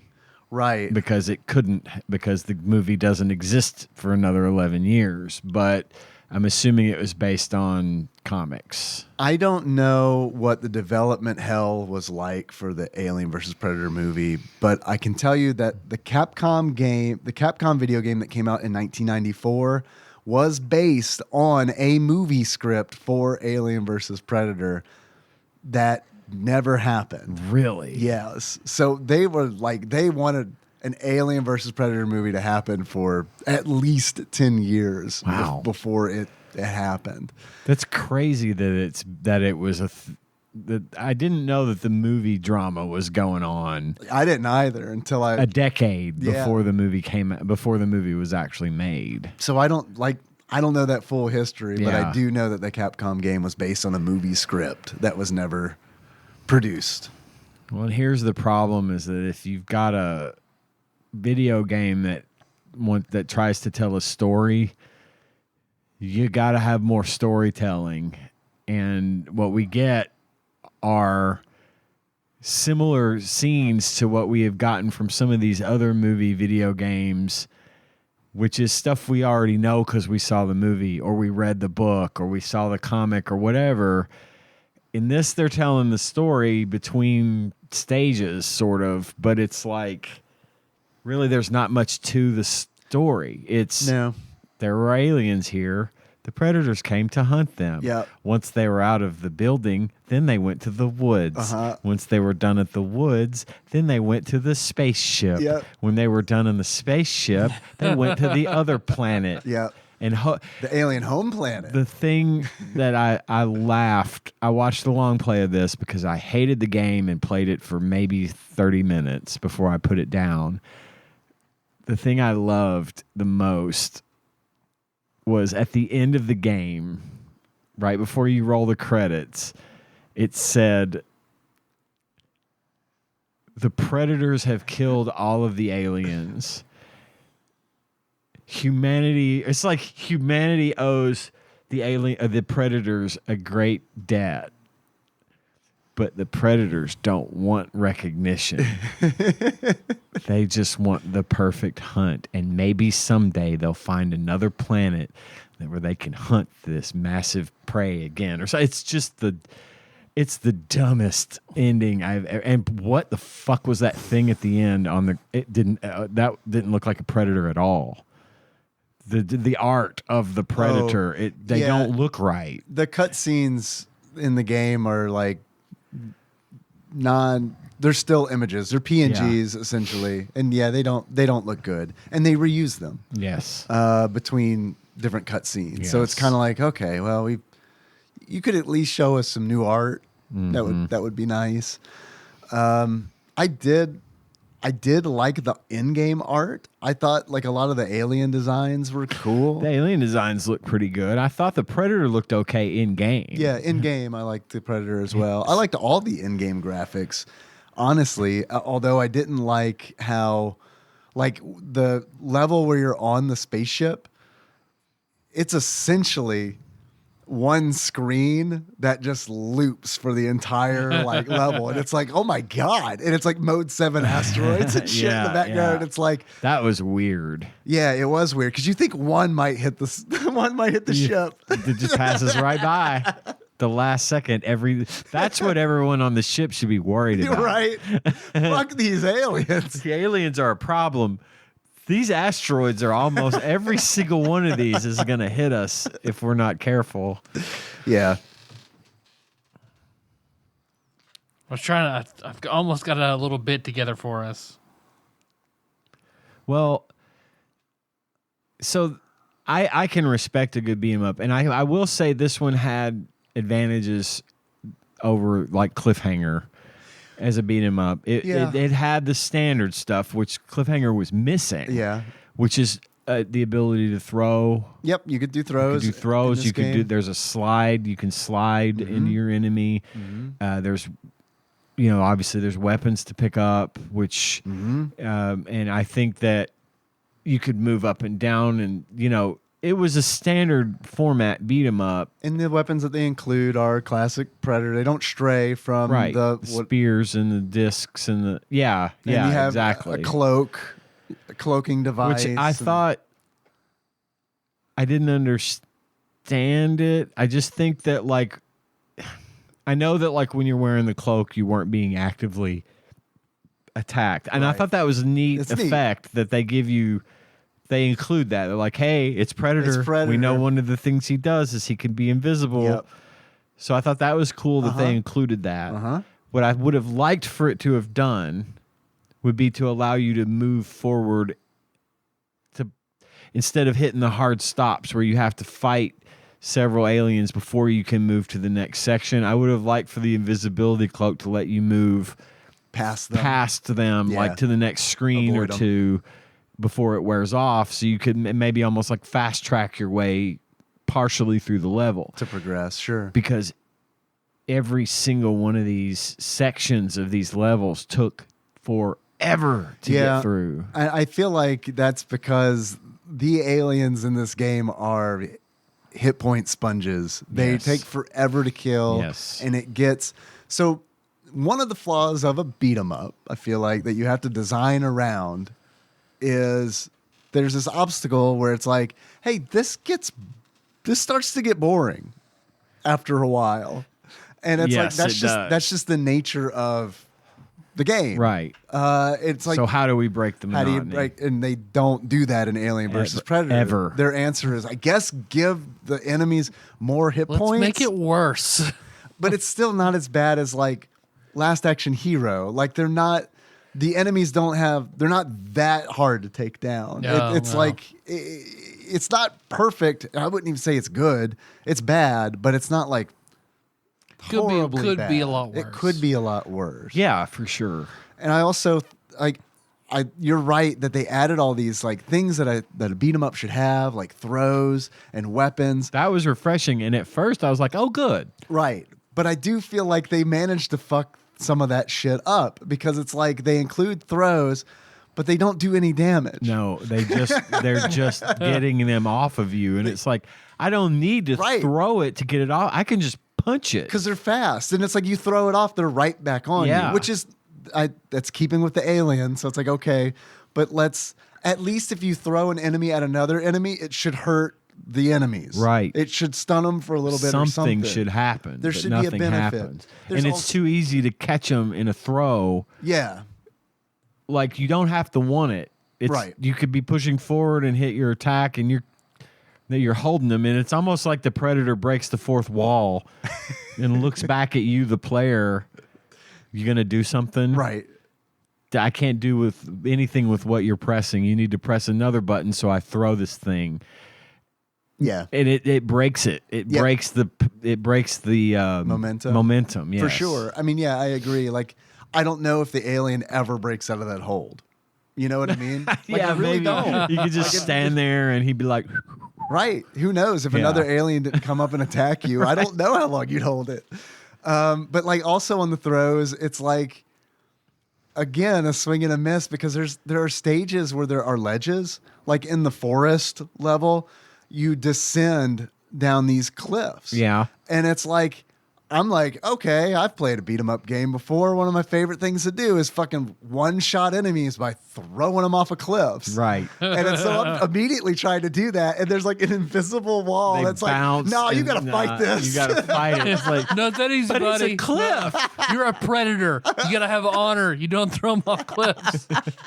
So that's like, But you can slide kick for fucking days, man. That's honorable. yeah, but what sucks about, so I don't know, that slide kick is like, you could lean on that if you wanted to. And for a minute, I was like, I'm going to lean on this. I did. And then I was Hard. like, Yeah, this me does so too. little damage that it's like, It'll take even longer. It'll take even Oh, it longer. took me so long to get to level 2. So long. It's got a shooting mechanic in it. Mm-hmm. The Predator has his shoulder-mounted laser cannon, I guess you would call it. That's what I would call it. Literally a pew pew in this game. Well, you can charge it, which I think is nice because if you charge it all the way, he does like a screen clear essentially, which is like I guess a mini nuke. Which I relied on heavily, and then I was like, "Why am I almost dead?" Oh, okay. It hurts me when I do that. Oh well, Gonna keep doing got to it. keep doing it. That's how I took down bosses because like the bosses are like Oh, yeah. they're like they're like paper thin. It's like to find the hitbox. Yeah. So it's like okay, the sprite makes it look like this thing would be about as wide as a Buick, But like in the game, it feels like they're as wide as like a sheet of paper. Yeah. Because you have to I feel like I'm lined up, man. I know how to play a beat 'em up. My shadow is lined up with his shadow. I should be able to hit. And it's like, no, there's like this circle, this invisible circle in the middle of the sprite that you have to like get in and hit. And he's going to like scratch you a bunch. Oh yeah, I don't know. The game, especially the bosses, felt fucking comical. It felt like I was playing a reskinned Ninja Turtles every time I fought a boss, because the first boss jumps in and out of the sewer. Yeah. You get one hit before he jumps back into the sewer super fast on either side of you. It's fucking dumb. The second one felt like I was fucking fighting Slash in TMNT 2. He's just sort of walking around me, hitting, doing his little animation where his second mouth comes out like it's a just ha, here's my taunt. It's fucking dumb. So Yeah. And I couldn't beat the second one. My slide kick didn't work on the second one, so I died multiple times. And it's like, okay, that's it. All about that mini nuke. Like, man, that one that would pop out of the water, like in the sewer. It's like, all right, motherfucker, I know how to handle you while you're in the water. I'm going to charge this. Yeah, I'm going to die a couple times, but you fucking kill me a couple times otherwise, you know? You, however, are going to die, and you don't get another life. It's like I always like getting the calls in Hades where you had a call from you could use Zeus's call or Poseidon's call. Yeah. And it would just unleash hell when that meter gets charged up. I like using those on bosses. Yes. Meg, fuck that bitch. Yeah. I nuked her with lightning, and it felt so good. It's to so watch fun her to health take her just go. out. I was like, wait, chunk, but the chunk, first part of that sentence, are you doing an impression of me? Oh, Megara. Okay. But yeah, I didn't know how to do any of that stuff you're talking about. What were the alien skulls for? Points. Trophies. Points. Okay, see, again, all right, so my take on this whole game is that the game itself, I think, might have been better if it had had the movie to base the game on.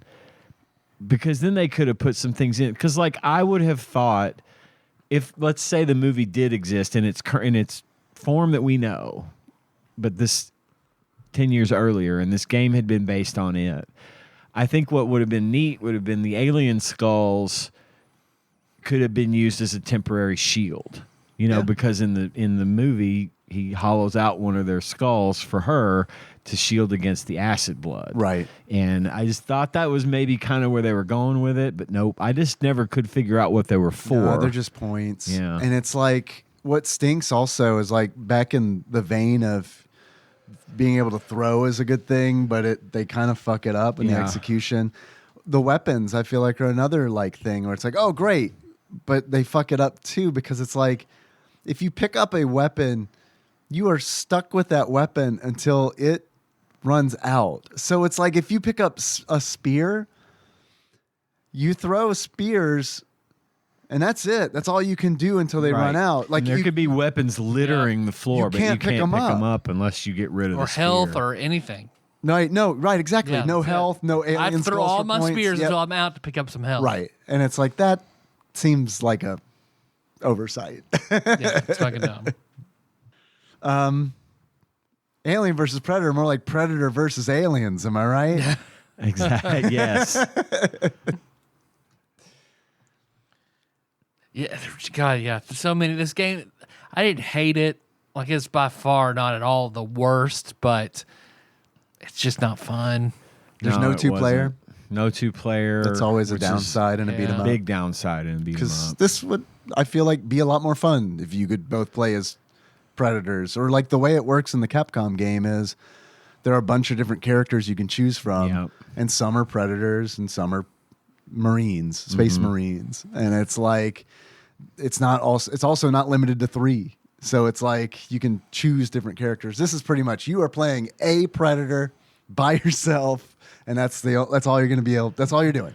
Yeah. No other options. No replayability here. There was a game that came out in the old Apex days that me and Bob played for a little while, Alien vs. Predator, and it was a first-person shooter, but it was like one of you were either an alien, a predator, or a space marine. And Yes. Oh, dude, I vaguely remember this. you could be.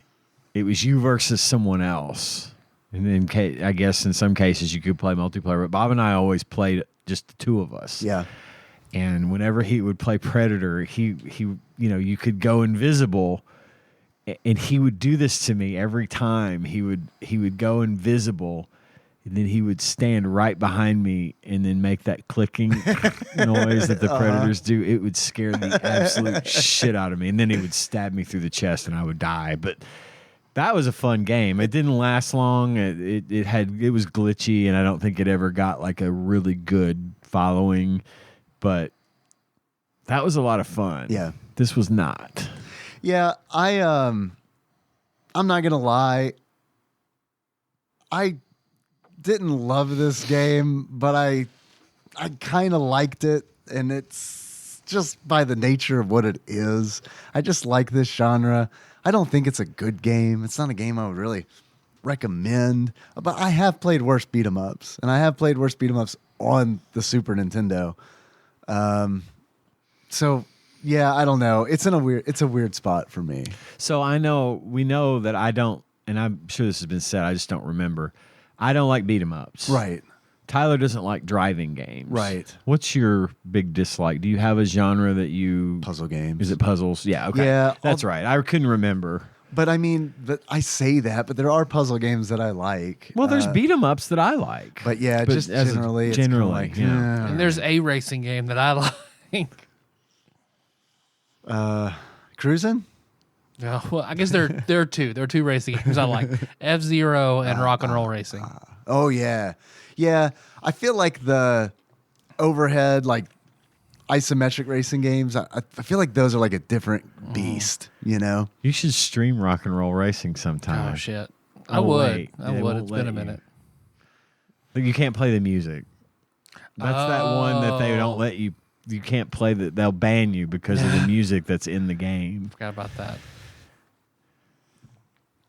Well, while we were discussing the game, I wondered, like, what did this get on Rotten Tomatoes? What did the movie get?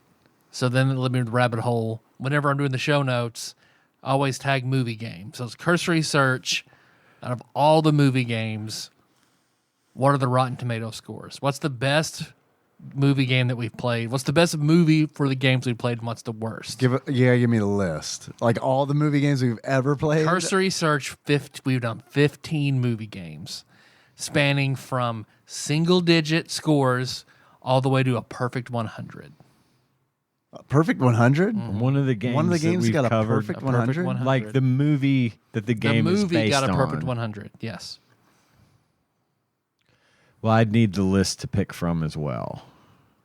So Demolition Man, Cliffhanger, Judge Dredd, Last Action Hero, RoboCop 3, That's the 100. True Lies, Waterworld, The Addams Family, Mean Girls, Little Nicky, Jurassic Park 2, and No Escape. Oh, and The Terminator and Terminator 2. We did Alien 3. And Alien 3. So do we try to guess the order in which they were rated, or we're trying to guess what their score was? You try to get what? Yeah. What do you think? What do you think is the worst, and what do you think is the best out of that list?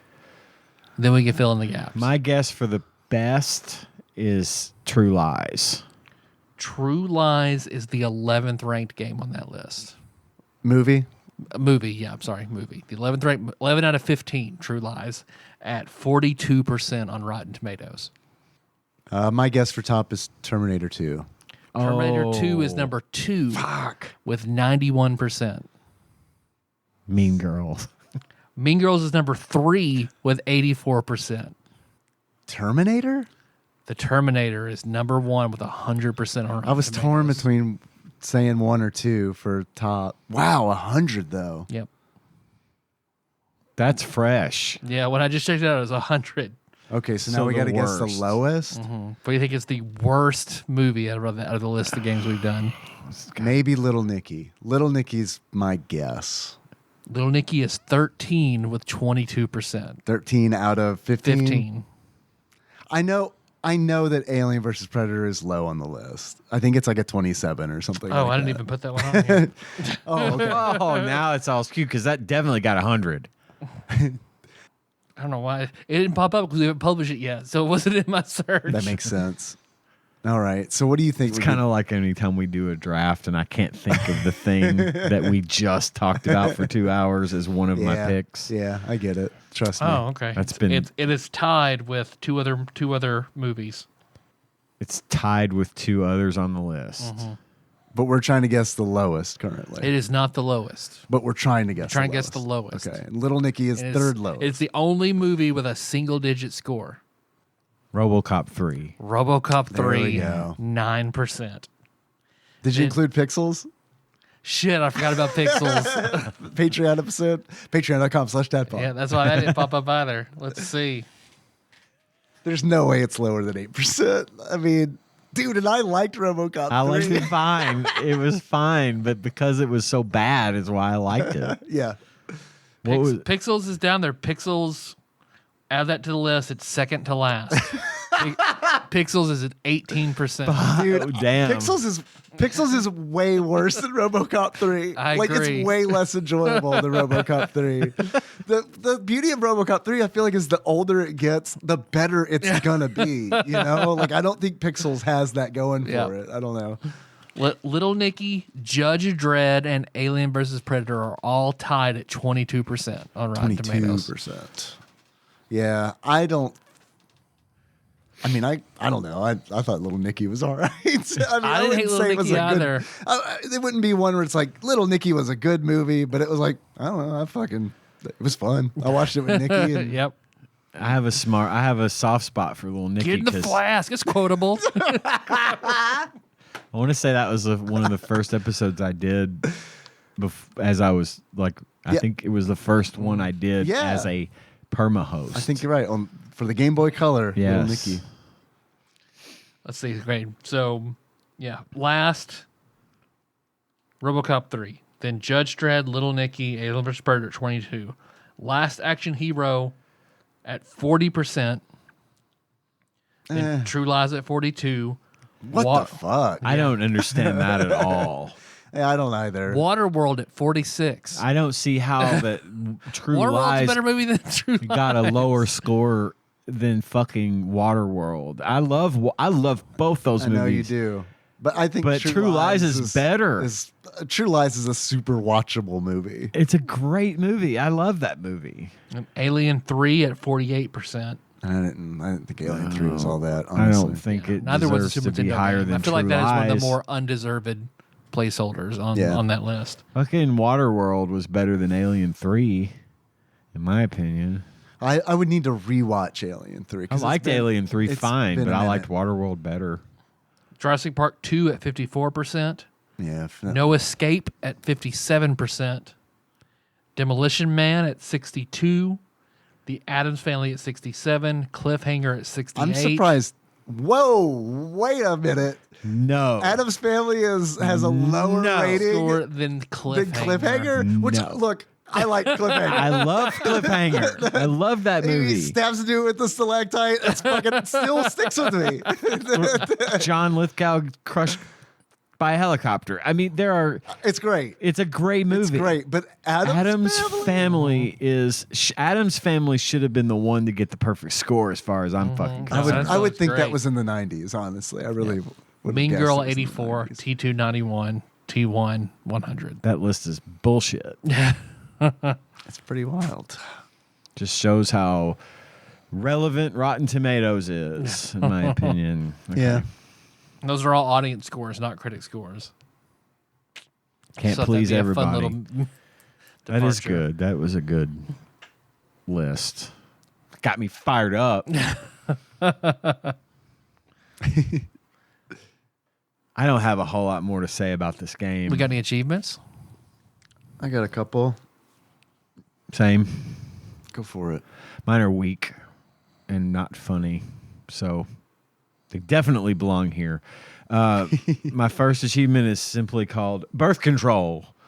And to get birth control, you dodge the horde of sperm-like aliens that bombard you in the middle part of the game. There's one room where like these little aliens that look like sperm just fly at you, and all you can really do is slide to get to not die. Yeah. Yep. Yeah. That's because I died a few times. Like, Yeah. if I remembered the slide, it could kill him. Yeah.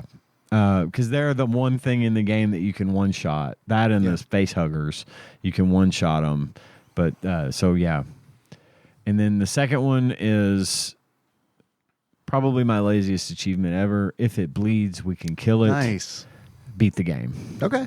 That's Yeah. it. That's what I got. It's a good wrap up. Achievement.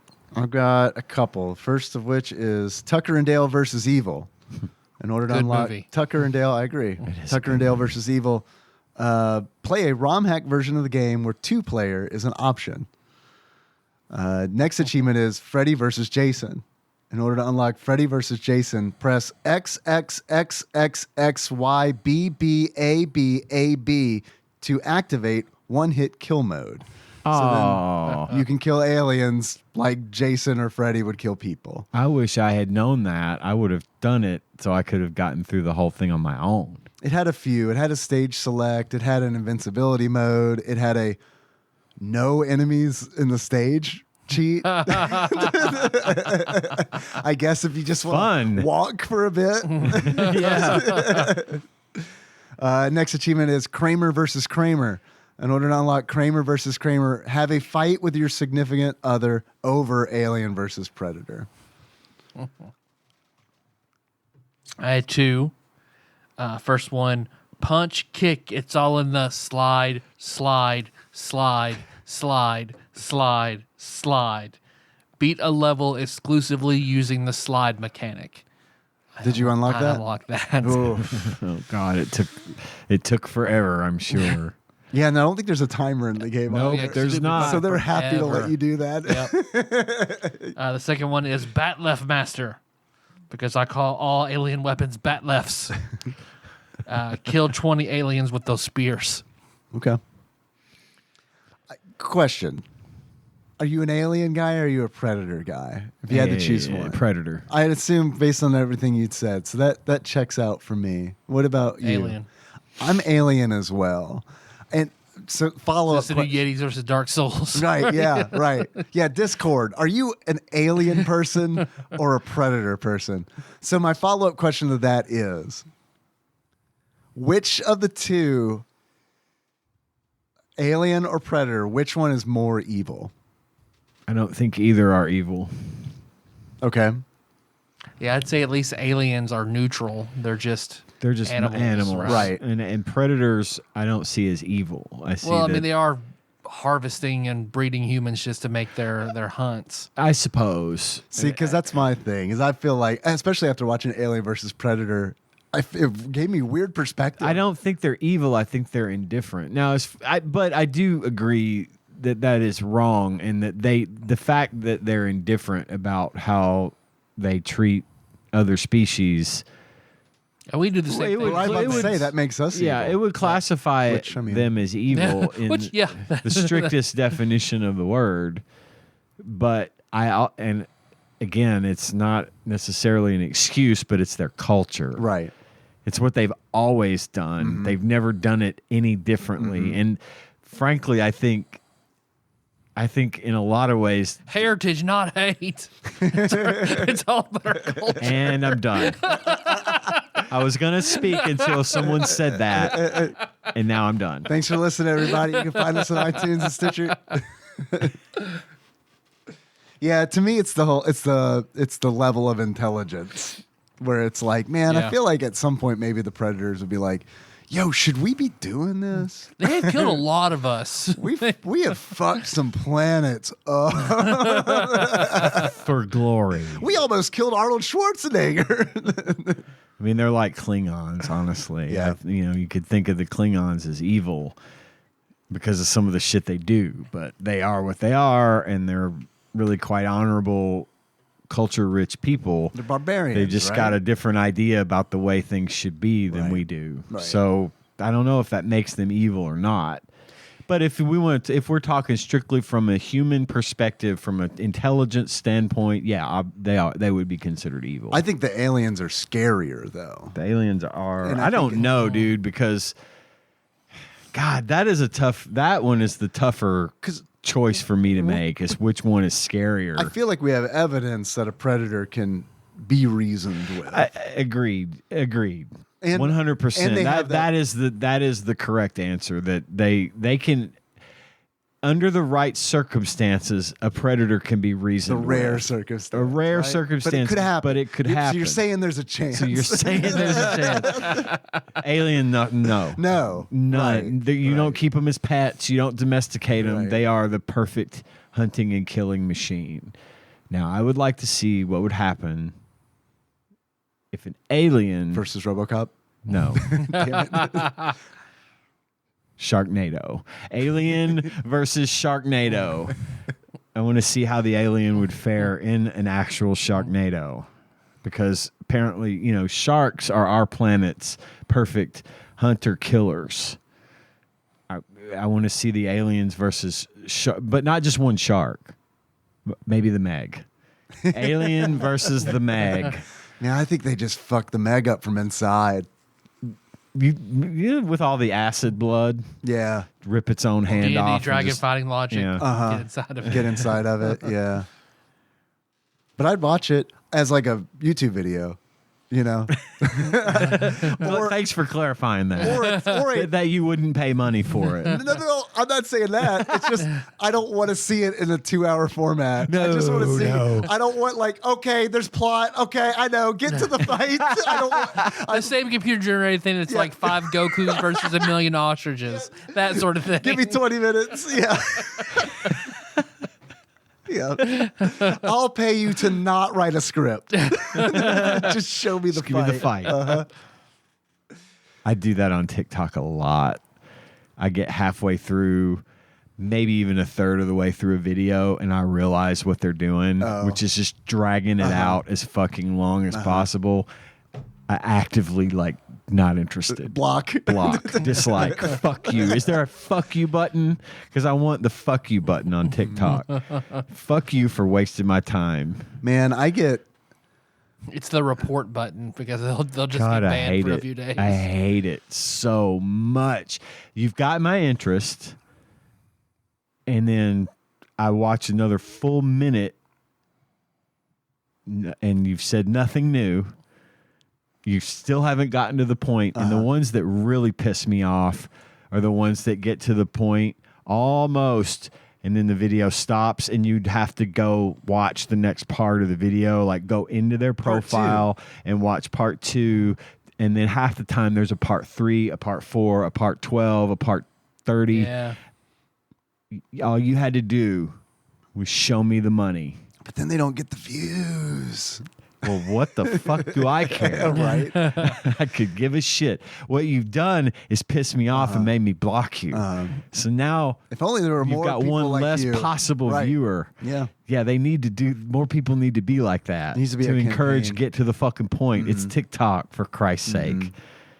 The fact that you can earn the right to go longer in your videos, the more views you get. Oh, is that a thing now? I Yeah. didn't know that. I hate it. I hate it. Yeah, It's called format, people.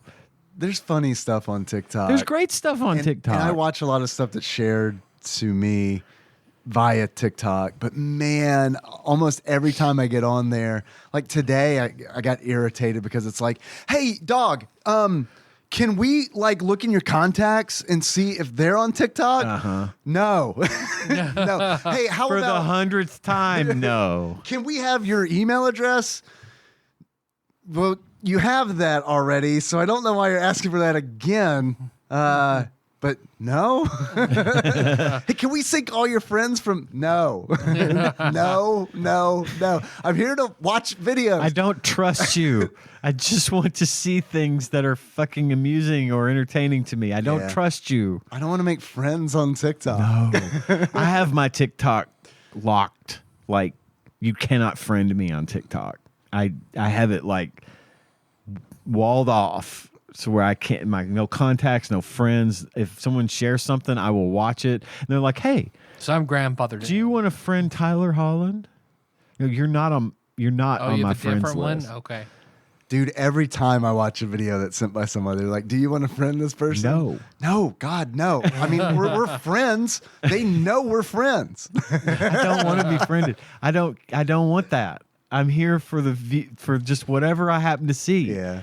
You've already fucked with my algorithm 7 times this week. You know, you were showing me shit I really liked there for a real long time. Uh-huh. I didn't stop watching it. In fact, I watched more. But then you just decided all of a sudden, he's had enough of that. We'll show him some other shit. See if he likes this stuff. No, I want the other stuff. That's what I was looking at. That's why I stayed in TikTok, because you were showing me things I wanted to see and not guessing to see if I might like that.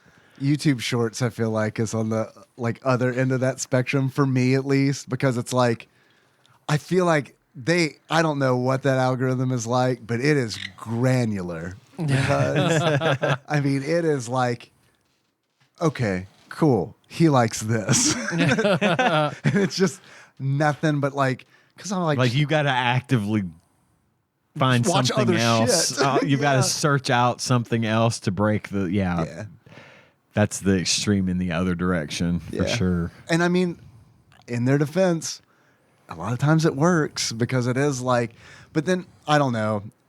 The example is using YouTube. I like to use YouTube for a lot of different things, but it's great for tutorials and how to do a thing. Yes. And it's so I will. It's a great tool. Yes. Also, I'll search how to do a particular exercise or something, and then it's I'll watch a video, and then they'll start suggesting more, and then it loops back around, and it's they want to show me a video where it's yo, that last video you watched was bullshit. Here's the truth. And it's what the fuck? So now it's just this never ending cycle of no, that wasn't right. This is right. No, that wasn't right.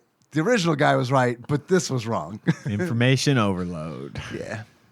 Because I got see if I could find it just to read how fucking weird it is. My YouTube 2023 mix of all my most played things. It's pretty fucking weird. Are you the only one who uses that account, or No. is it shared? Okay. Jack also uses it. Gotcha. So that's all it is. Gotcha. Because it's a lot of the weird stuff I'll play in the shower, and then That's the title of the Baby video. Einstein. I don't see. I'd read it off, but I can't find it now. Damn it. Oh well.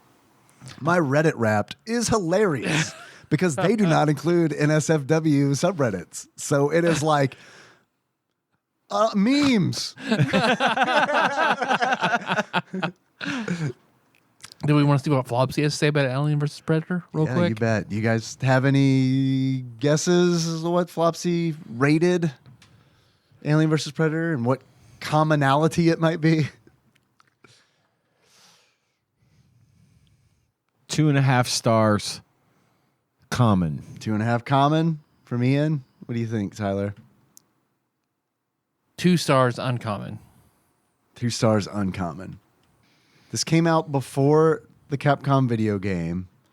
I feel like if it came out after, they might have produced more in hopes where it's maybe they'll think it's a port of the arcade game. I think uncommon. I'm gonna go 3 stars. I'm gonna go 3 stars Hey, uncommon. could be. I don't think it's warranted. I think this is a pretty middling game, but it's Flopsy. Flopsy skews after all. high. According to Flopsy, a.k.a. the Ultimate Nintendo Guide to the SNES Library, 1991 through 1998 by Pot Cantry, courtesy of Monster Mold Mike and a mysterious shadowy benefactor. Alien versus Predator, 2 stars, All right. uncommon. Hey. Whoa, Tyler got it in 2 one. stars, uncommon. Well done. I feel like that's pretty fair.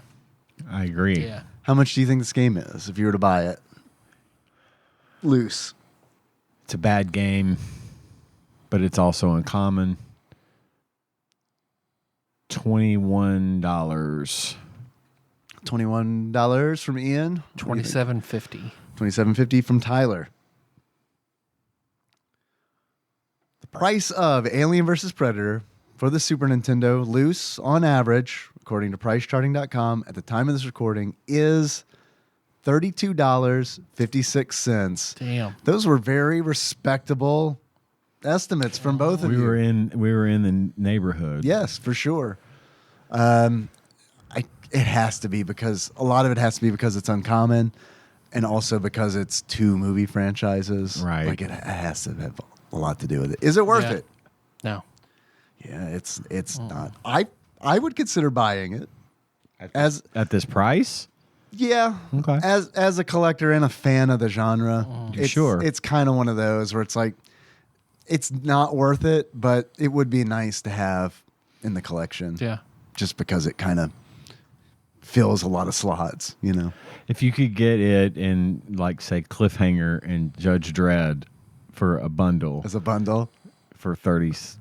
Oh, that's a deal. That's a deal. Yeah, for real. Totally. Whew. Yeah, I got to get all those. I got to get all those Stallone games. Yeah, I got to get the trilogy stuff. Yes. Well, I don't know if we talked last week briefly about kind of going off the beaten path a little bit and doing an NES game, Right. NES movie game that is very weird that it's on there, which is Dirty Harry for the NES. I'm on Do board. we want to do that? Yeah, Yes. absolutely. I've never Let's seen do it. Dirty Harry, so I'll So watch there's it. there's several Dirty Harry movies. Mm-hmm. So we'd have to figure out which one to watch. Yeah, it looks like it's based on, according to Wikipedia, Okay. because I've never played it. It's a 1990 video game based on the Dirty Harry film franchise. Holy fuck. So I There's don't like know what four. movies There's like it 4 or covers. maybe 5 Dirty Harry movies if I had to Well, figure. whatever. I'd say we base it on the line he says at the beginning of the movie or the beginning of the game, because he says something. He says one. Does of he say, his "Do you lines. feel lucky, punk"? I read a short synopsis of the story, and it mentions a drug smuggling operation that goes by the name of Anaconda. So I don't know if that is limited to one Dirty Harry movie or not, but we'll figure it out. Yeah, we'll figure it out. We'll Sounds figure it pretty out. good. Anything else? Any other comments, commentary, reviews? Where would you rank Alien vs. Predator? Top 100, bottom 100. Top 100, bottom 100? Low, middle. Same. Yeah, that was my answer as well. I'd put it in the, for me personally, I put it in the low 200s, high 300s. And it's, again, it's not a good beat 'em up, but it is a beat 'em up, and I've got a real, I don't know, soft spot Yeah, for that yeah, yeah. genre. I'd like, even if they're bad sometimes, it's like, oh, okay. I was relieved. I could be argued to that point for this game because But- it's not bad. It's just kind of boring and off lore a lot. Yeah. So There are dozens of other beat 'em ups Oh I'd my God. recommend over this one. So, buy, rent, birthday. rent, it'd been fine as a rental, but it's not 2 players. That would have hurt the rental value a lot. I would go rent as well because I feel like even though it takes a long time to get through, like I beat it. Yeah, You know what I yeah, mean? So yeah. it's like, and all you can really do is like increase the difficulty on a hidden options screen. Did you know you can press select? And it brings up an options screen at the Nope. title screen. Nope. It doesn't say like start options. It's just you hit select. Nothing says hit select. You just hit select and you be like, I want 6 lives, 3 continues. Like the Predator, it is invisible. It's lore accurate. If you turn Most your more accurate thing about the game. if you turn your TV at just the right angle, you can catch the shape of options. I know we're jumping around a bit. Yeah, but, yeah. But when you were talking about the cloaking in the game, Ian, Yeah. and like wishing that you could like progress stealth wise through the game, I love that idea. I also wish that when you cloaked, you got the predator vision so that you could like you could see yourself. Right. Oh, because that otherwise would be good. you're invisible. It's It's like being hard. invisible in Smash Brothers. It's hard Yeah. to see yourself, and it's like Yeah. you get no real advantage because Right. it's hard to tell where you're at. Yeah, you have to like move in front of an enemy in order to see yourself. So it's like, and by then they're like, oh, he's there. Yeah. And then it wears off. Right. Okay. Well, thanks for listening, everybody. You can find the show on iTunes, not SoundCloud, Spotify, YouTube, all over the goddamn place. All sorts of stuff, but really importantly, we got that Patreon to talk about. Okay. I'm going to read some names. Okay. And when I'm finished reading the list of names, I want you guys to see if you can guess why I read their names. Okay. All right, ready? Yes. All right. Plinko, Nick Price, Cubicle Monkey, Cthusiast Jeff Miners, Joseph Phillips, Gamebug Prime Nathan Eaton, Matt Gentile, a.k.a. Gentle G, Louisville correspondent, Princess Consuela, Banana Hammock, Flavor Trick, Taryn Dahl, congratulations on your marriage, Pinball Airplane, Archmage, Chris Edler, sorry you couldn't be on this episode, Sandwich Pope, Phil Hawkins, Drink Smith, Joey Webster, and Derek Pope Sandwich. Now, what do you think, guys, do these some odd 10, 15 some odd names have in common? They all came to my glory hole. Okay. Phil for sure. But yeah, pretty sure all of them. He came as Phil and he left filled. Oh, came as Phil, left full. They all got a 90 or higher on Rotten Tomatoes. They probably would. All of these people probably would. But no, sadly, neither one of you are correct. It turns out the names I just read are our executive producers, and they got that Well, title not Phil anymore. by He didn't like that donating. Yeah, not that one. They got that title by donating $20 or more to our Patreon, patreon.com/tadpog, or pisstasters.com. Taste the piss. Which is where you can go to donate money to the show if you'd like to support us. For as little as $1, you could have access to all the bonus content we have and anything we add in the future. And then for $20 or more, you get your name on that sweet list of executive producers. So thanks to all of our donors. Yep. This was worth $1. Come on. Yeah, You know come it. Just a buck. Just a I hope buck. Harold Arthur has to ask Phil, what's a glory hole and why did you go to Tyler's? We can truly say, We know why you went. yeah, we know. We can truly say, like they used to say, and we'd be right, that it's less than $1, for less than a cost of a cup of coffee, I should say, one lousy dollar, you could be supporting the show. Yep. And again, it's very appreciated. So thank you for all that. And then, of course, as always, thanks to Dane. Yep. Our backlog manager, Mr. Puzzles, for putting our show up on YouTube every week. Yes. Thank you, sir. Is it less than a cup of Thank you, coffee Si. anymore? Yeah. That's what I'm $1? saying. Like, coffee's so Yeah, yeah, yeah. expensive. It's like way less. $1 is Right? less than a cup of coffee. Oh, it's still less than okay. Yeah. Yeah. We truly are less than a cup of coffee. Less than a cheeseburger at McDonald's. Yep. What's the cheapest cheeseburger at McDonald's now? I think the regular cheeseburger is like $1.50 or some shit. Yeah, I remember when those were 59 cents. Not anymore. Man, I got some knowledge dropped on me at Thanksgiving from Nikki and my mom. Like, they were talking about how much like shit is, and I realized that like I would not win on The Price is Right anymore, because like they would laugh at me on this like the stage if they're like, all right, because they were talking about cereal, and it was like, Oh God, it's like $4.50 a box. yeah, and it's like I'd be on The Price is like $1.30. And I literally think that poor, Drew Carey would poor laugh at me. ignorant fool. And- $50? Oh, we were talking about that. The banana. How much is the banana? How much can it be, Michael? Yeah. Shit, did I mess you up with my family? Did I mess recording up with Thanksgiving dinner? No wonder I don't like the TikTok. I'm senile. We got to keep gaslighting Dave into thinking that we had that conversation with you, because you know he won't go back and listen to the show to prove it. Nope. You're goddamn right. So I won't. we'll just keep fucking with him. Is that all we got? That's it. Well, our theme song is Moves. Let's take more drive. We'll do that track from the Charles at TADPOG.com. How you guys want to close it out?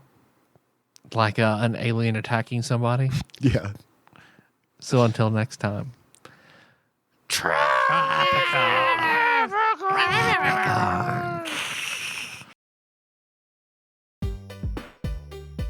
TADPOG is hosted and produced by Tyler Holland, Dave Moore, and Ian Chandler, and is available wherever fine podcasts are hosted. Have a question or comment for the hosts? Call us at 270-883-2555 and leave us a voicemail. We'll even play it on the show and respond eventually. Want to send us something? You can do that at TADPOG Studios, care of Nicole Nance, P.O. Box 3785, Paducah, Kentucky 42002. Sick of us doing all the talking? You can join in on the conversation by visiting our Discord at bit.ly/TADPOG Discord or tastethepiss.com. Not many things are truly free these days, but our Discord is, and we'd love to see you there. Our theme song is Moves by Sycamore Drive, and a link to that track can be found at the show notes at tadpog.com. Thanks for listening, and if you haven't already, don't forget to subscribe to our show on your favorite podcasting platform. We'd really appreciate it.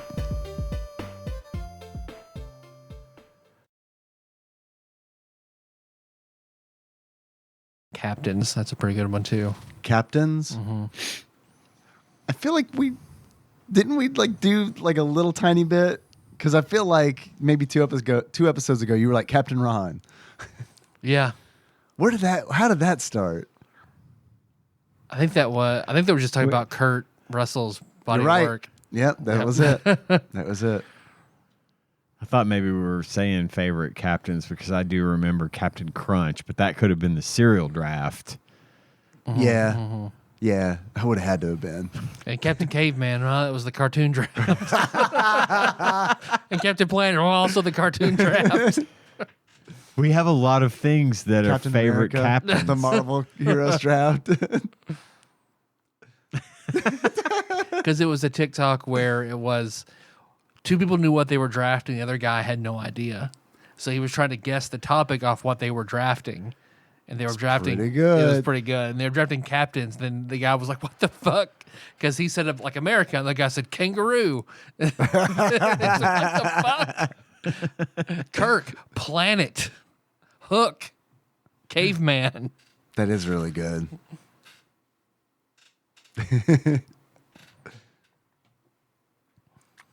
So, lightning draft, Bears. Sure.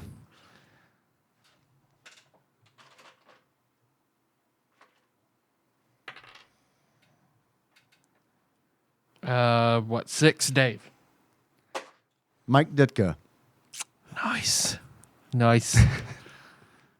My turn? Yep. Shardik. There you go. William the Refrigerator Perry. There you go, Dennis. Do you think they ever made a teddy bear out of him called William the Refrigerator Barry? I hope so. Teddy Ruxpin. Oh. Smokey the. Theodore Roosevelt. The porn star in the meme, the black porn star where he's sitting on the bed with his big dick hanging over. Woody. Don't know. Something but like he's that. a bear, right? Yep. He was a gay porn actor, right? Presumably. Makes sense. Bear. Makes sense. Winnie the Pooh. Me. Oh.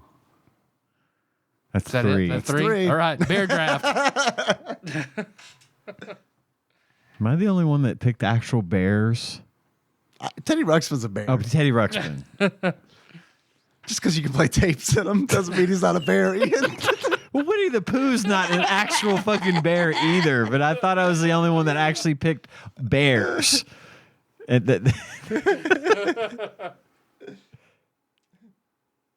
Tyler, you didn't pick one bear. No cocaine bear. Cocaine. Oh. Honorable mention. Cocaine bear. Little bear. Little Bear. Yogi. Paddington. Boo Boo Paddington. Yeah.